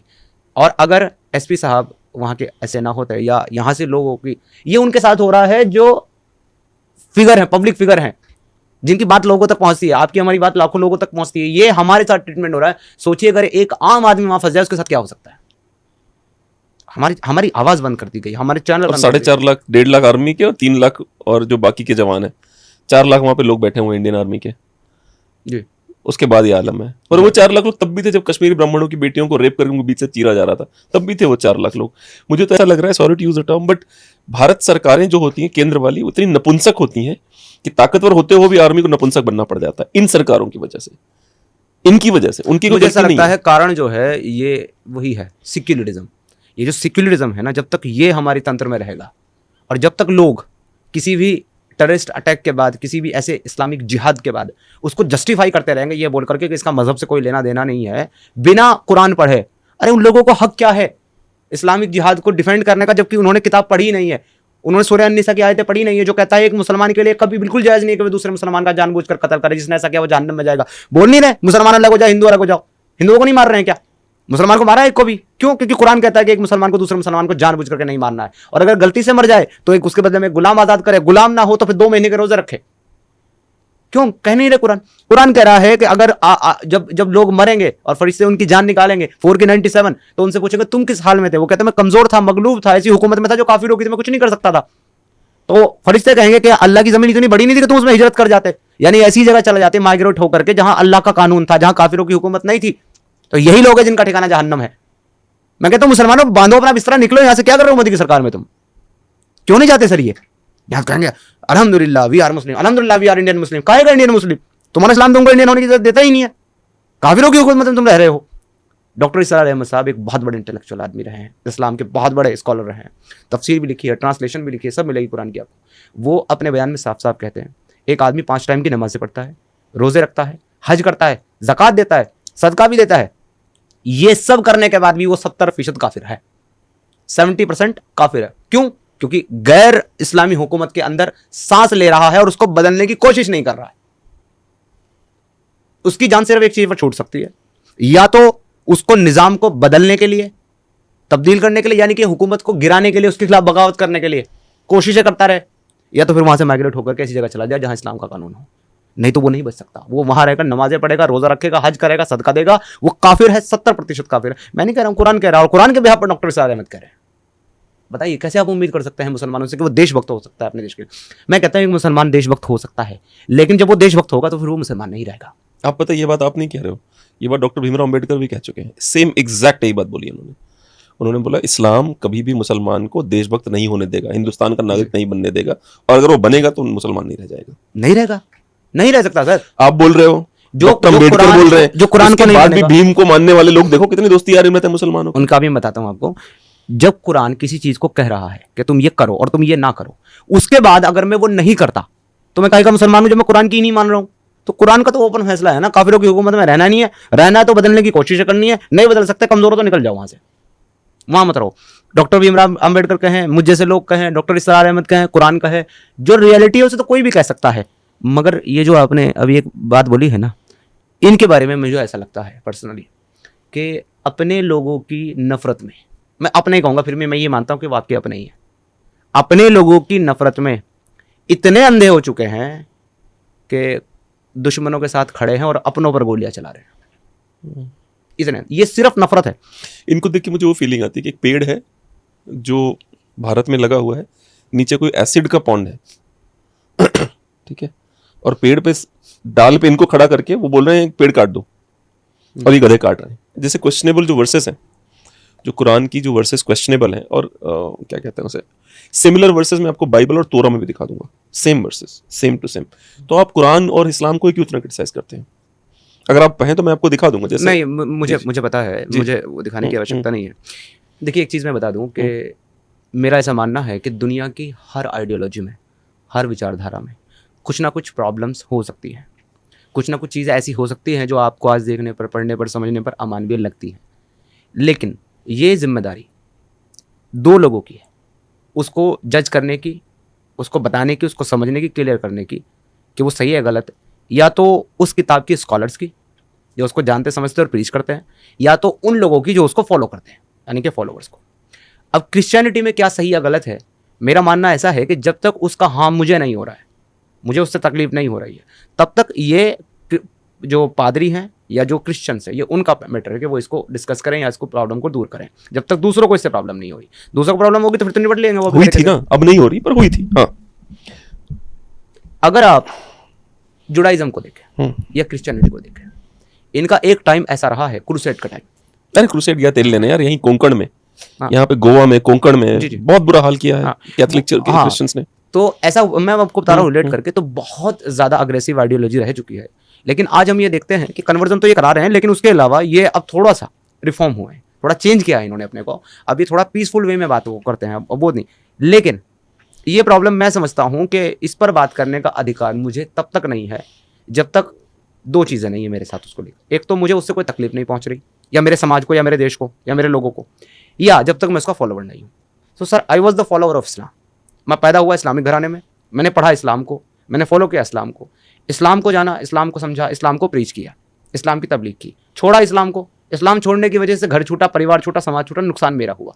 सो ये जो लड़ाई है ना, वैचारिक लड़ाई हो या जो भी हो, ये मेरे और इस्लाम की लड़ाई है, और ये मेरे इस्लाम की लड़ाई है। ये भी मैं आपको बता दूं, अगर कोई आकर के सामने से मुझे कहता है कि तुम कौन होते हो इस्लाम पे बात करने वाले, so this is not your Islam. Copyrighted नहीं है ये आईडी तुम्हारी आइडियोलॉजी का, तुम मुझे को बताओगे कि तुम नहीं बात कर सकते। इट वॉज माइन ऑल्सो, और मुझसे इस आइडियोलॉजी ने मुझे जो कुछ दिया, उससे ज़्यादा इस आइडियोलॉजी ने मुझसे छीना। तो ये मेरी और इस्लाम की लड़ाई है, जो मैं लड़ूंगा इस्लाम के साथ, मुसलमानों के साथ नहीं। ये मैं क्लियर बता दूं, मेरी लड़ाई मुसलमानों के साथ नहीं है। मेरी लड़ाई या तो इस्लाम के साथ है, या तो फिर उन स्कॉलर्स के साथ है जो इस इस्लाम को अच्छा मानते हैं, प्रीच करते हैं, इसको डिफेंड करते हैं। वो मेरे सामने आओ, बैठ करके बात करो, मुझे बताओ कि क्या अच्छा है इस्लाम में, और मैं तुम्हें बताऊंगा कि क्या बुरा है इस्लाम में। तो दिस इज द थिंग। तो मेरा काम है सर इस्लाम के बारे में बात करना, इस्लाम की रियलिटी अपने मुसलमान भाइयों को बताना। अदर चीज़ों में जो मुझे लग रहा है कि सामने से क्लियर है कि इनह्यूमन चीज़ है, गलत है, उसको मैं क्रिटिसाइज करूंगा एज ए ह्यूमन।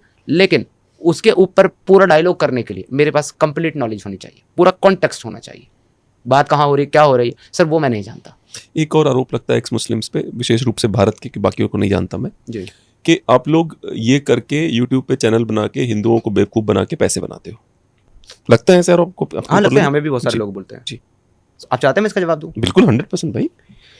मैं आपको बताता भाई हूँ, आपको तो डिफेंड करना पड़ेगा ना कि भाई कि आप नहीं नहीं कर मुझे रहे हो आवश्यकता नहीं है वैसे। अच्छा। हाँ, मैं आपको रियलिटी बता रहा हूँ कि मुझे आवश्यकता नहीं है, और अगर ये मेरी लाइव स्ट्रीम होती, पॉडकास्ट ना होता, तो मैं इसका जवाब ही नहीं देता। ऐसा। अच्छा। हाँ, बट ये पॉडकास्ट है, आपने मुझे पूरी जिम्मेदारी के साथ अपने प्लेटफॉर्म पे बुलाया है, तो मेरी जिम्मेदारी बनती है कि जो आपका सवाल है मैं उसका जवाब दूं। नहीं, क्रिटिसिज्म बनता है भाई, बिल्कुल। कई लोगों के मन में है ये डाउट। बिल्कुल आप कीजिए, ये आपकी फ्रीडम ऑफ स्पीच में आता है। मैं जी, कोई जी। मुसलमान थोड़ा ही ना जो आपके फ्रीडम ऑफ स्पीच छीन लूं आपसे। मैं छीनने भी नहीं देता वैसे। मैं but go ahead। उनको, मैं सर उनको पसंद करता हूँ जो हमें सपोर्ट करते हैं, हमारे बारे में अच्छा सोचते हैं, लेकिन उनको ज़्यादा पसंद करता हूँ जो हमें क्रिटिसाइज करते हैं। अच्छा। कारण यह है कि वो हमको हमारी कमियां बताते हैं, जिनको सुधार कर हम और बेहतर बनते हैं।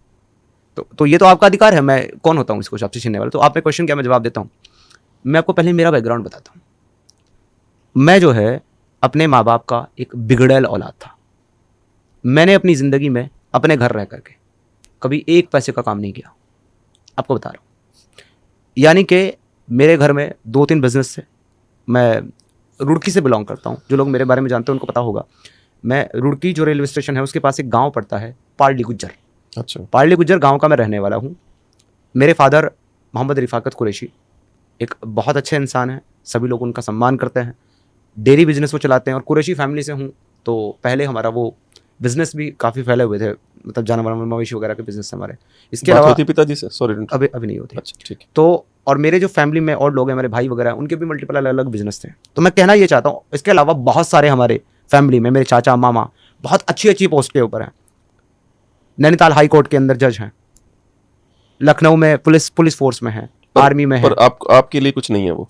मैं आपको बता रहा हूँ ना, है ना? मैं आपको मेरी फैमिली का बैकग्राउंड बता रहा नहीं, हूँ। वो ठीक है, पर मैं दिमाग में ये बात आई थी ना कि नैनीताल के जज है, तो बंदा बोल दे कि यार उनका कुछ करो, उन्होंने बहुत मारा मुझे बिना किसी कारण के। नहीं कुछ नहीं, नथिंग लाइक दैट, कोई कॉन्टेक्ट नहीं है। पर वो कुछ करेंगे भी नहीं, बोलेंगे तो मुर्तद है, उनके लिए भी आप मुर्तद हो। बिल्कुल बिल्कुल बिल्कुल। सो इट डजंट मैटर कि मैं सुप्रीम कोर्ट का जज ही क्यों ना हूं, भारत का राष्ट्रपति क्यों ना, अगर मैं मुसलमान हूं और प्रैक्टिसिंग मुसलमान हूं। आपके लिए इस्लाम पहले है। अच्छा। अगर इस्लाम आपके लिए पहले नहीं है तो आप मुसलमान नहीं है, बात एंड ऑफ दिस डिस्कशन, बात खत्म। कॉन्स्टिट्यूशन नहीं है आपके लिए, नेशन नहीं है आपके लिए, कुछ नहीं आपके लिए इस्लाम, ओनली इस्लाम। अगर आप ऐसा नहीं मानते, यू आर नॉट मुस्लिम। ठीक है, कंटिन्यू करिए, क्षमा कीजिए। अब मैंने अपने घर के अंदर कब तक, मेरी शादी होने के बाद 3 बच्चे होने तक मैंने अपने घर में कोई काम नहीं किया। मेरा काम क्या था, तो तबलीगी आपकी जमात ये में वही जाना। पत्नी है या कोई और पत्नी है? नहीं, अच्छा ठीक, सॉरी, कंटिन्यू। तबलीगी जमात में मैं जुड़ा। अच्छा, आप तबलीगी जमात में भी जुड़े हुए थे? अमीर था मैं जमातों का। ओ भाई साहब ये तो नहीं पता कि सऊदी अरेबिया के आतंकवादी संगठन में भी जुड़े थे आप, टेररिस्ट ऑर्गेनाइजेशन के हिस्सा थे? आतंकवादी संगठन में तो किसी में नहीं था। नहीं, पर सऊदी तो अभी तबलीगी जमात को उसने घोषित कर रखा है आतंकवादी संगठन नहीं है। हाँ, मैं वो सब आपको बताता हूँ। देखिए, तो मैं जब छोटा था और 5, 6, 7, 8 क्लास में मैं पढ़ता था, उस टाइम से स्टार्ट हुआ ये सिलसिला। मदरसा या स्कूल? स्कूल में। ठीक है। तब से, उससे पहले मदरसे से मेरा कोई लेना देना, मैं बचपन में कोई मदरसा नहीं गया, कोई मस्जिद नहीं गया, कुछ नहीं गया। कई बार मेरे को भेजा, मारा पीटा घर वालों ने, मैं नहीं गया, भाग आता था। तो उसके बाद मैं स्कूल जाता था। 6, 7, 8 क्लास से ये सिलसिला शुरू हुआ कि मैं 3-3 दिन की जमातों में अपने मोहल्ले से जाता था। अब 3 दिन चला गया, उसमें कहते थे हर महीने 3 दिन जाओ, मैं नहीं जाता था। कभी 6 महीने में गया, कभी साल में गया, कभी हर 2 महीने चला गया, इस तरीके से। लेकिन जब मैंने हाई स्कूल पास कर लिया 2008 में, उसके बाद मैं कंटिन्यूअस तबलीगी जमात में लग गया। क्यों? पढ़ाई में मन नहीं लगता था? नहीं, मन मेरा लगता था पढ़ाई में। अच्छा। पर आपको भी पता है कि हाई स्कूल और इंटर के एग्जाम के बाद हमेशा कम से कम 2 महीने की छुट्टियां पड़ती हैं। No doubt. तो पहली छुट्टी जो हाई स्कूल के बाद पड़ी, उसमें मेरे फादर ने तबलीगी जमात में मेरा नाम लिखवा दिया कि ये जाएगा। अच्छा, कारण क्या होता था, जब भी नमाज पढ़ने जाते थे मेरे फादर मस्जिद में, तो वो लोग तबलीग करते कि आप जमात में चलाओ। वो घर में काम करने वाले, तो वो क्या सोचते थे कि भाई मैं जाऊंगा तो काम रुक जाएगा, ये निकम्मा इसको भेजो। तो सबकी नजर घूम फिर करके मेरे पर आ जाती थी कि इसी को भेजो, तो वो मेरा नाम लिखवा देते थे। तो मैं तब वहाँ गया चिल्ले की जमात में, और वहाँ से मेरा सिलसिला शुरू हुआ ये 2008 से। मतलब मुसलसल, वैसे तो मैं 2003-4 से ही तबलीगी जमात में जाने लगा था 3-3 दिन, पर 2008 से मुसलसल मैंने 2018 तक, ये 10 साल और 4 साल पहले छुटपुट में। एक सेकंड, एक और सर, 2008 में आतंकवादी हमला हुआ था, तो उसने आपको उस समय खुश किया था? मुझे इसके बारे में खुश किया था? मुझे उसके बारे में जानकारी ही नहीं, याद ही नहीं। हाँ, अच्छा, याद ही नहीं है। ठीक। तो तबलीगी जमात में लगने के बाद मैं इस स्टेज तक पहुंचा, पहली चिल्ले की जमात में जाने के बाद, कि गया था 40 दिन के लिए और आया 4 महीने बाद। ओ भाई साहब, 4 महीने लगा करके आया। उसके बाद फिर 2 बार 4 महीने की जमात में रहने खाने का इंतजाम होता तबलीगी मस्जिद में रहते हैं, वहीं खाना बनाते हैं अपना, वहीं खाते हैं। सोने के लिए जमीन पे अपना कपड़ा डालो, सो जाओ। अच्छा, मतलब प्रॉपर वो है जैसे कि हाँ। जैसे मेहनत करवाई जाती है। हाँ, अच्छा, बिल्कुल बिल्कुल। अच्छा। और जो लोकल लोग होते हैं, जिस बस्ती में, जिस मोहल्ले में आप जाते हो, उसके लोग अगर आपको कहते भाई आज आपने खाना हमारे घर खाना है दावत के तौर पे, तो उनके घर खाना खा लिया या वो मस्जिद में ले आया, तो वो एक अलग चीज़ है। वरना बनाना है, खाना है, अपनी मेहनत करनी है, कुरान पढ़ना है, नमाज पढ़नी है, कलमा याद करना है, ये सब काम है। ऐसे मुसलसल मैं 2 चिल्ले की जमातों का और एक 4 महीने की जमात का अमीर रहा उस स्टेज पर। अमीर मतलब क्या होता है? अमीर मतलब 10-12 लोगों की तबलीगी जमात की एक ग्रुप होती है। उसमें एक उनका गाइड होता है जो उनको इंस्ट्रक्शन देता है कि आपको क्या करना है, क्या नहीं करना है, उन सबको लेकर के चलता है। एक तरीके से वो उनका अमीर होता है, मतलब कमांडर, ठीक, कमांडर होता है। तो वो मैं एक 4 महीने की जमात और 2 चिल्ले की 40-40 दिन की जमातों का मैं अमीर रहा। जी। उस लेवल तक गया। 2 नॉन मुस्लिम्स को मैंने इस्लाम में कन्वर्ट करा। ये भी पाप किया आपने?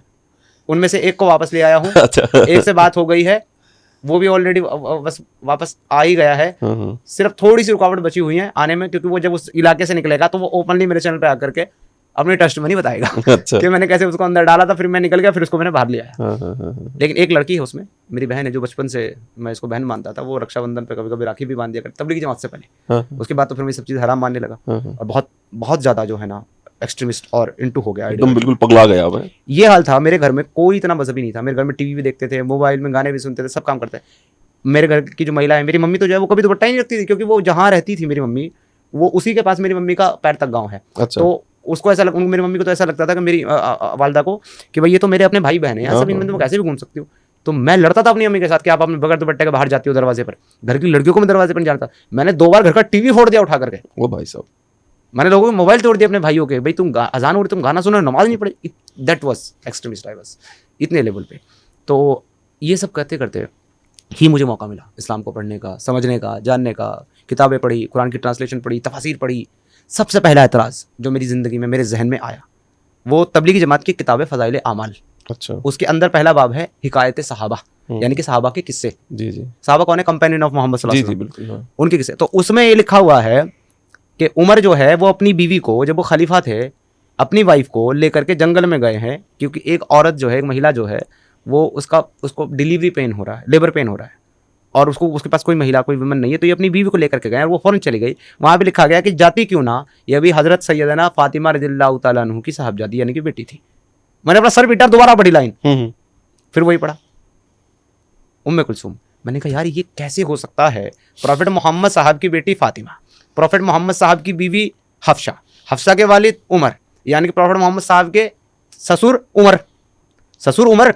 तो प्रॉफेट मोहम्मद साहब की बेटी तो उमर की नातिन हुई, उसकी भी बेटी तो पड़नातिन हुई। ये बेचारे उमर साहब ने पड़नातिन से शादी कैसे कर रखी है भाई?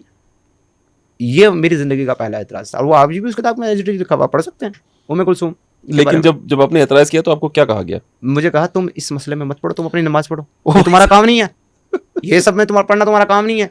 मैंने कहा ये अलाउ है क्या? कहते हैं होगा, हमें नहीं पता। ओ भाई साहब, मैंने भाई तुम स्कॉलर काहे के हो? कह रहे हम स्कॉलर इसके नहीं है, हम तो तुम्हें नमाज पढ़ाने के लिए हैं, बस वो पढ़ो। तो साहब ये मेरी ज़िंदगी का पहला एतराज़ था। उसके बाद फिर मैंने इसका जवाब ढूंढने के लिए, आप ये यकीन मानिए कि मैं अपने टोटल उस 4 साल के सफ़र में, यानी कि 2014 से, सॉरी एतराज़ आने लग गए थे 14 से, मैं 4 साल अलग अलग मौलवी मुफ्तियों के पास गया अपने सवालों को लेकर के, किसी ने मुझे जवाब नहीं दिया। आफ्टर ऑल ऐसा किया, मैंने दाढ़ी बढ़ाई हुई थी, जुब्बा पहनता था पूरा अरबी वाला, सर पे अमामा बांधता था, मैंने दाढ़ी वाड़ी कटवाई, पैंट शर्ट डाली और चला गया काम की तलाश में घूमने, नौकरी ढूंढने के लिए, क्योंकि घर से भी गालियाँ पड़ रही थी और सब पढ़ रहे थे। जमात में जाना बंद किया। हरिद्वार में मुझे पता चला कि हरिद्वार में CSC के फॉर्म भरे जा रहे, कॉमन सर्विस सेंटर के DM की पोस्ट के लिए। मैंने वो फॉर्म भरा और लकीली मेरा नंबर भी आ गया, तो मुझे वो जॉब मिल गई। मैंने वो काम करना शुरू कर दिया। अब रोज़ तबलीग वाले मेरे दरवाजे पर आ जाए, ये क्या किया आपने, दाढ़ी कटवा ली, अल्लाह का नूर आपने हटा दिया, आप ऐसे घूम रहे हो पैंट शर्ट में, ये गैरों का पहनावा है, हमारा थोड़ा ही है, ये तो इस्लाम के दुश्मनों का पहनावा है, आप तो बड़े अच्छे आदमी थे, अमीर थे, क्या हो गया, क्यों नहीं जा रहे? मैं बोला भाई मेरे ये सवालात हैं, इनके जवाब ले आओ, जहाँ चाहो वहाँ ले चलो, मैं चलने के लिए तैयार, पर इनके सवाल ले आओ, के जवाब ले आओ। अब जवाब उन बेचारों के पास है ही नहीं, कहाँ से देंगे? मैं जितना पढ़ लिया उतना तो तबलीग जमात वाला कोई पढ़ता भी नहीं है। आज तो जितना पढ़ चुका हूँ उतना तो एक आलिम मुफ्ती को भी नहीं इस्लाम का जितना मुझे पता, कि मुझे मुसलसल 18 साल अब हो चुके हैं इसको पढ़ते। और आपको रेगुलर डिबेट करनी पड़ती, कोई ना कोई जरूर उठ के आता है जो आपको हराना चाहता है। इसलिए मुझे रेगुलर अभी तक कोई ऐसा आया जिसकी बातों से आपको लगा यार इसने तो पढ़ा हुआ है बढ़िया से?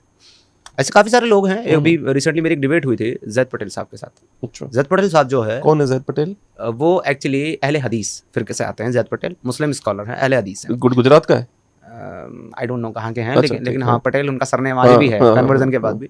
अच्छा, ये इसमें नहीं हो जाते मुर्तद कि त्यागी में लास्ट नेम रखे हो, पटेल लास्ट नेम रखो? देखिए नाम से इसलिए नहीं हो सकते क्योंकि जब इस्लाम आया अरब के अंदर, मोहम्मद साहब आए, उन्होंने लोगों को इस्लाम में कन्वर्ट किया, तो उनसे पहले जो लोगों के नाम थे वही नाम रहे, उन्होंने बदले नहीं।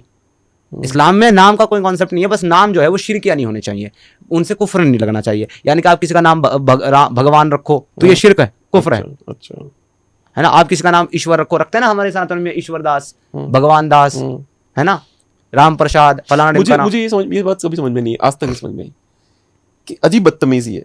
नाम है रना अयूब, रना आया राजपूतों से, अयूब। अरे भाई पुराना नाम छोड़ो ना यार, कुछ नया नाम लगाओ अपने आगे। क्या हम कई लोग अभी भी राजपूत लगा रहे हैं अपने, और राजपूतों का गांव है, कंफ्यूज है बंदा कौन से राजपूतों का गांव है, पता चला पाकिस्तान में एक मुफ्ती है मौलाना तारिक जमील, उसको हम हूर वाले बाबा कहते हैं। वो जब देखो अपने बयान में हूर बेचता रहता है। हाँ, जन्नत में ऐसी हूर मिलेंगे, वैसी मिलेंगे। वो अपना शजरा बताता है, यानी अपनी लीनिएज बताता है, और कहता है कि हम जो है वो पृथ्वीराज चौहान की औलादों में से हैं। अच्छा। अबे तो फिर मुसलमान काहे को बन गया भाई? वो तो ठीक है, बट इसका मतलब ये हुआ कि तुम्हारी फाड़ी गई तो फट गई ना तुम्हारी पूर्वजों की। जब तुम्हारी फाड़ी गई, तुम्हारी फट गई, तुम कन्वर्ट हो गए और तुम हम पे सवाल उठाते हो। इसमें मैं एक हार्श सेंटेंस बोलता हूँ, प्लीज। कुछ लोगों को पसंद नहीं आता, पर ये रियलिटी है। देखिए ये चीज़ को आपको पहले समझना होगा, मैं क्यों बोलता हूँ, रिलेट कर पाएंगे आप। जब यहाँ पर मुस्लिम आक्रांता आए भारत के अंदर और उन्होंने लोगों को कन्वर्ट करना शुरू किया वॉर में, तो उन्होंने क्या किया, उनका स्लेवरी का कॉन्सेप्ट है, जहाँ जाओ जहाँ जंग लड़ो, वहाँ की माओ बहन बेटियों को उठाओ, उनका रेप करो, हरम में रखो, बच्चे पैदा करो। तो उन्होंने हरम में रख करके कुछ महिलाओं को, उनसे बच्चे पैदा किए, और कुछ को जो है उन्होंने तलवार के डर से डरा धमका कर इस्लाम में कन्वर्ट किया। तो उन्हीं हरम की पैदाइश और उन्हीं डर के वजह से इस्लाम कबूल करने वाली कौम भारतीय और पाकिस्तानी, बांग्लादेशी मुसलमान हैं। तो मैं इसको इस तरीके से कहता हूँ कि अगर कोई मुसलमान है तो उसके मुसलमान बनने के 2 ही तरीके हैं, या तो उसकी दादी नानी अम्मी ने सलवार उतारी थी, या तो उसके दादा नाना अब्बा ने सलवार पहनी थी। तो जो आखिरी सवाल है मेरा वो ये है, पहले तो मैं कह दूं कि सल्यूट है आप जैसे लोगों को जिन्होंने जेन्युइनली सर पे कफन बांधने वाला जो स्टेटमेंट होता है वो किया है। ठीक है, मैं कई बार कहता हूँ मैं राजपूत हूँ और हम लोगों ने बहुत मेहनत करी। हमारे यहाँ पे एक जौहर की प्रथा होती थी। ठीक है, तो उस पर अटल बिहारी वाजपेयी की कविता की कुछ पंक्तियां हैं कि मैं वीर पुत्र मेरी जननी के जगती में जौहर अपार, अकबर के पुत्रों से पूछो क्या याद उन्हें मीना बाजार, क्या याद उन्हें चित्तौड़ दुर्ग की जलने वाली आग प्रखर, जहां हाय सहस्त्रों माताएं तिल तिल जलकर हो गई अमर, वह आग अभी तक बुझे नहीं, रग रग में उसे समाये हूं। यदि फूट पड़े विप्लव लेकर तो क्या संशय, हिंदू तन मन हिंदू जीवन, रग रग हिंदू मेरा परिचय। तो हमारे यहाँ पे क्या होता था, महिलाएं जब जौहर करती थी तो उसके बाद पुरुष शाका करते थे, वो फटका बांध के निकलते थे कि अब जो है अब जिंदा नहीं लौटेंगे हम, उसे शाका कहा जाता था। तो इस समय मैं कहूँगा आपने सर पे कफन बांध लिया है। ठीक है, क्योंकि ये जो डर है कि I can be killed, it's so real for you it's so real. मैंने एक पोस्ट डाला था, उसमें हमारे प्रधानमंत्री जी की फोटो लगाई थी, वो हंस रहे थे और लिखा था, क्या हिंदू हो, देश में रहने में तुम्हारी फट रही है ना, अपने ही देश में रहने में तुम्हारी फट रही है। डाला था मैंने पोस्ट एक। आपका तो मतलब भाई साहब, मतलब किस पल क्या कौन कहाँ से हीरो बनने की कोशिश करने लगे, मैं नया इस्लाम का रक्षक हूं, मैं प्रूव करूंगा। उसको साले को बुक भी नहीं पढ़नी, वो हादी मटर की तरह कुछ नहीं पढ़ना उसको, वो हीरो बनने के चक्कर में आ जाएगा। आप मुसलमानों को क्या संदेश देना चाहते हैं और हिंदुओं को क्या संदेश देना चाहते हैं? हाँ, बड़ी जिम्मेदारी का काम दे दिया आपने मुझे। ये मुझसे अगर आप 2 घंटा 4 घंटा 10 घंटा बुलवाओगे इस्लाम पे, मैं बोल लूँगा, लेकिन ये जो 2 मिनट का संदेश है ना, ये बड़ा मुश्किल है।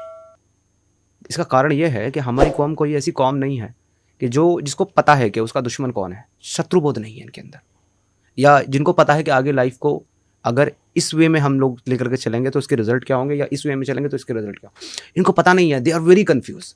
तो एक आदमी जो उस साइड की बात कर रहा है इनको वो भी अच्छा लगता है, जो इस साइड की बात कर रहा है इनको वो भी अच्छा लगता है। They are confuse actually, Muslims सभी जी, मैं भी जी, फिलहाल जी। भारतीयों के नैरेटिव से बात जी कर जी रहा जी हूँ। जी। तो ये कंफ्यूज है बेचारे। तो इनको अगर कोई आप मैसेज ऐसा देना चाहें जो सबके भेजे में घुसे, सबके दिमाग में घुसे, तो उसके लिए बहुत सोचना पड़ता है। मैं अक्सर इस पर वैसे सोचता हूँ, ये मेरा एज है। तो मैं सिर्फ इतना ही मैसेज देना चाहता हूँ, एक ही मैसेज दूंगा लेकिन थोड़ा सा डिवाइड कर करके दूंगा। पहले तो हमारे भारतीय मुसलमान, जो कि कुछ होता नहीं है एक्चुअली, भारतीय मुसलमान जैसी कोई चीज़ होती नहीं है, क्योंकि या तो आप भारतीय हैं या तो आप मुसलमान हैं। लेकिन फिर भी आपका दिल रखने के लिए, पुकारने के लिए कह देता हूँ कि हमारे जो भारतीय मुसलमान हैं, एक चीज़ आप हमेशा याद रखिए। आपकी किताब आपको ये सिखाती है कि मुसलमान मुसलमान का भाई है, तो आपने एक मुसलमान को कत्ल नहीं करना और एक मुसलमान के दुख में आपने दुखी होना है। तो आप फ़लस्तीन, गाज़ा, सीरिया, पाकिस्तान, अफ़गानिस्तान में मरने वाले मुसलमानों के लिए, बच्चों के लिए छाती पीटते हैं। मुझे भी दर्द है जो निर्दोष मारा जाता है, उसका मुझे भी दर्द है। लेकिन आप छाती पीटते हैं, मगर आप अपने ही मोहल्ले में, अपने ही पड़ोस में, अपने ही देश में मरने वाले शहीदों को आप काफिर और जहन्नमी बोलते हैं, सिर्फ इसलिए कि वो मुसलमान नहीं थे। अपने ही लोगों को आप इसलिए अपना नहीं मानते कि वो आपकी आइडियोलॉजी से बिलीव नहीं करते, आपके अल्लाह पर ईमान नहीं रखते।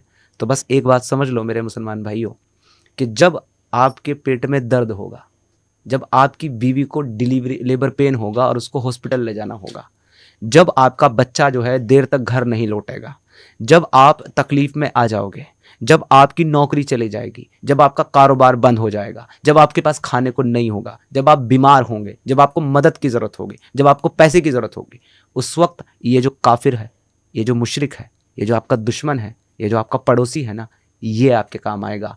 कोई फ़लस्तीन वाला जिहादी, टेररिस्ट, आतंकी संगठन, तालिबान, आइसिस, बोको हराम, अल कायदा, फलाना ढिमकाना, पाकिस्तानी, ये आपके काम नहीं आएंगे।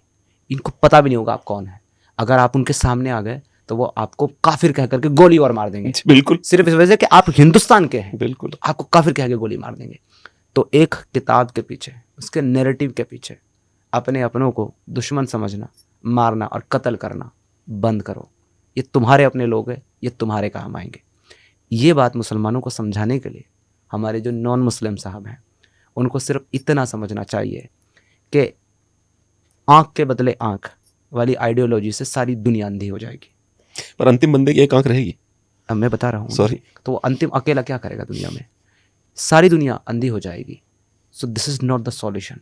सॉल्यूशन ये है कि आप अपनी बच्चों को, अपनी जनरेशन को, अपने लोगों को ये बताओ कि जिस आइडियोलॉजी को, जिस विदेशी अरबी आइडियोलॉजी को हमारा ये अब्दुल भाई फॉलो कर रहा है ना, जिसने इसके दिल में हमारे लिए नफरत भर दी, वो आइडियोलॉजी क्या है?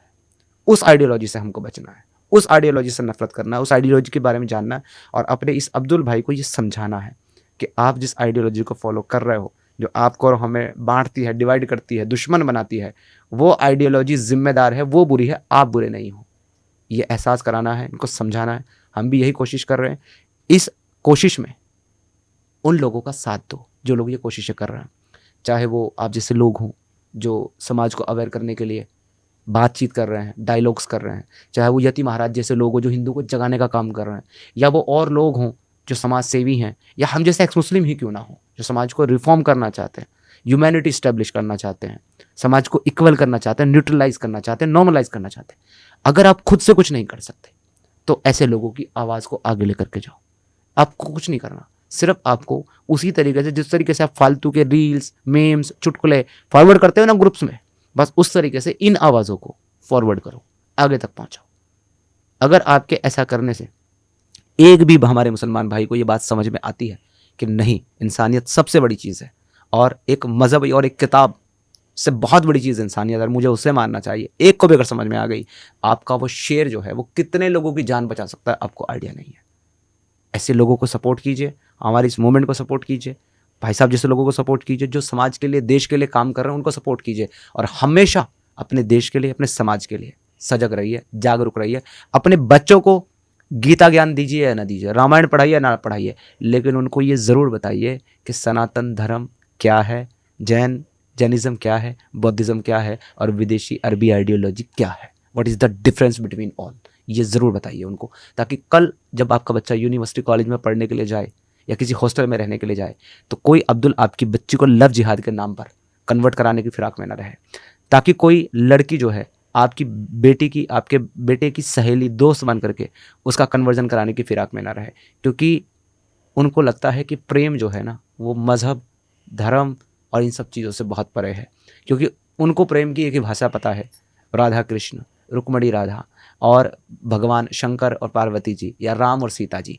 लेकिन जिस बंदे के साथ वो प्रेम ढूंढ रही है, उसके यहाँ प्रेम की एक ही परिभाषा है, एक वक्त में 4 और उससे बच्चे 40, और जब दिल भर जाए तो तलाक और हलाला। तो तुम जो सच्चा प्यार ढूंढने के लिए वहाँ जाओगे ना, आपको वो प्रेम राधा कृष्ण वाला वहाँ नहीं मिलेगा।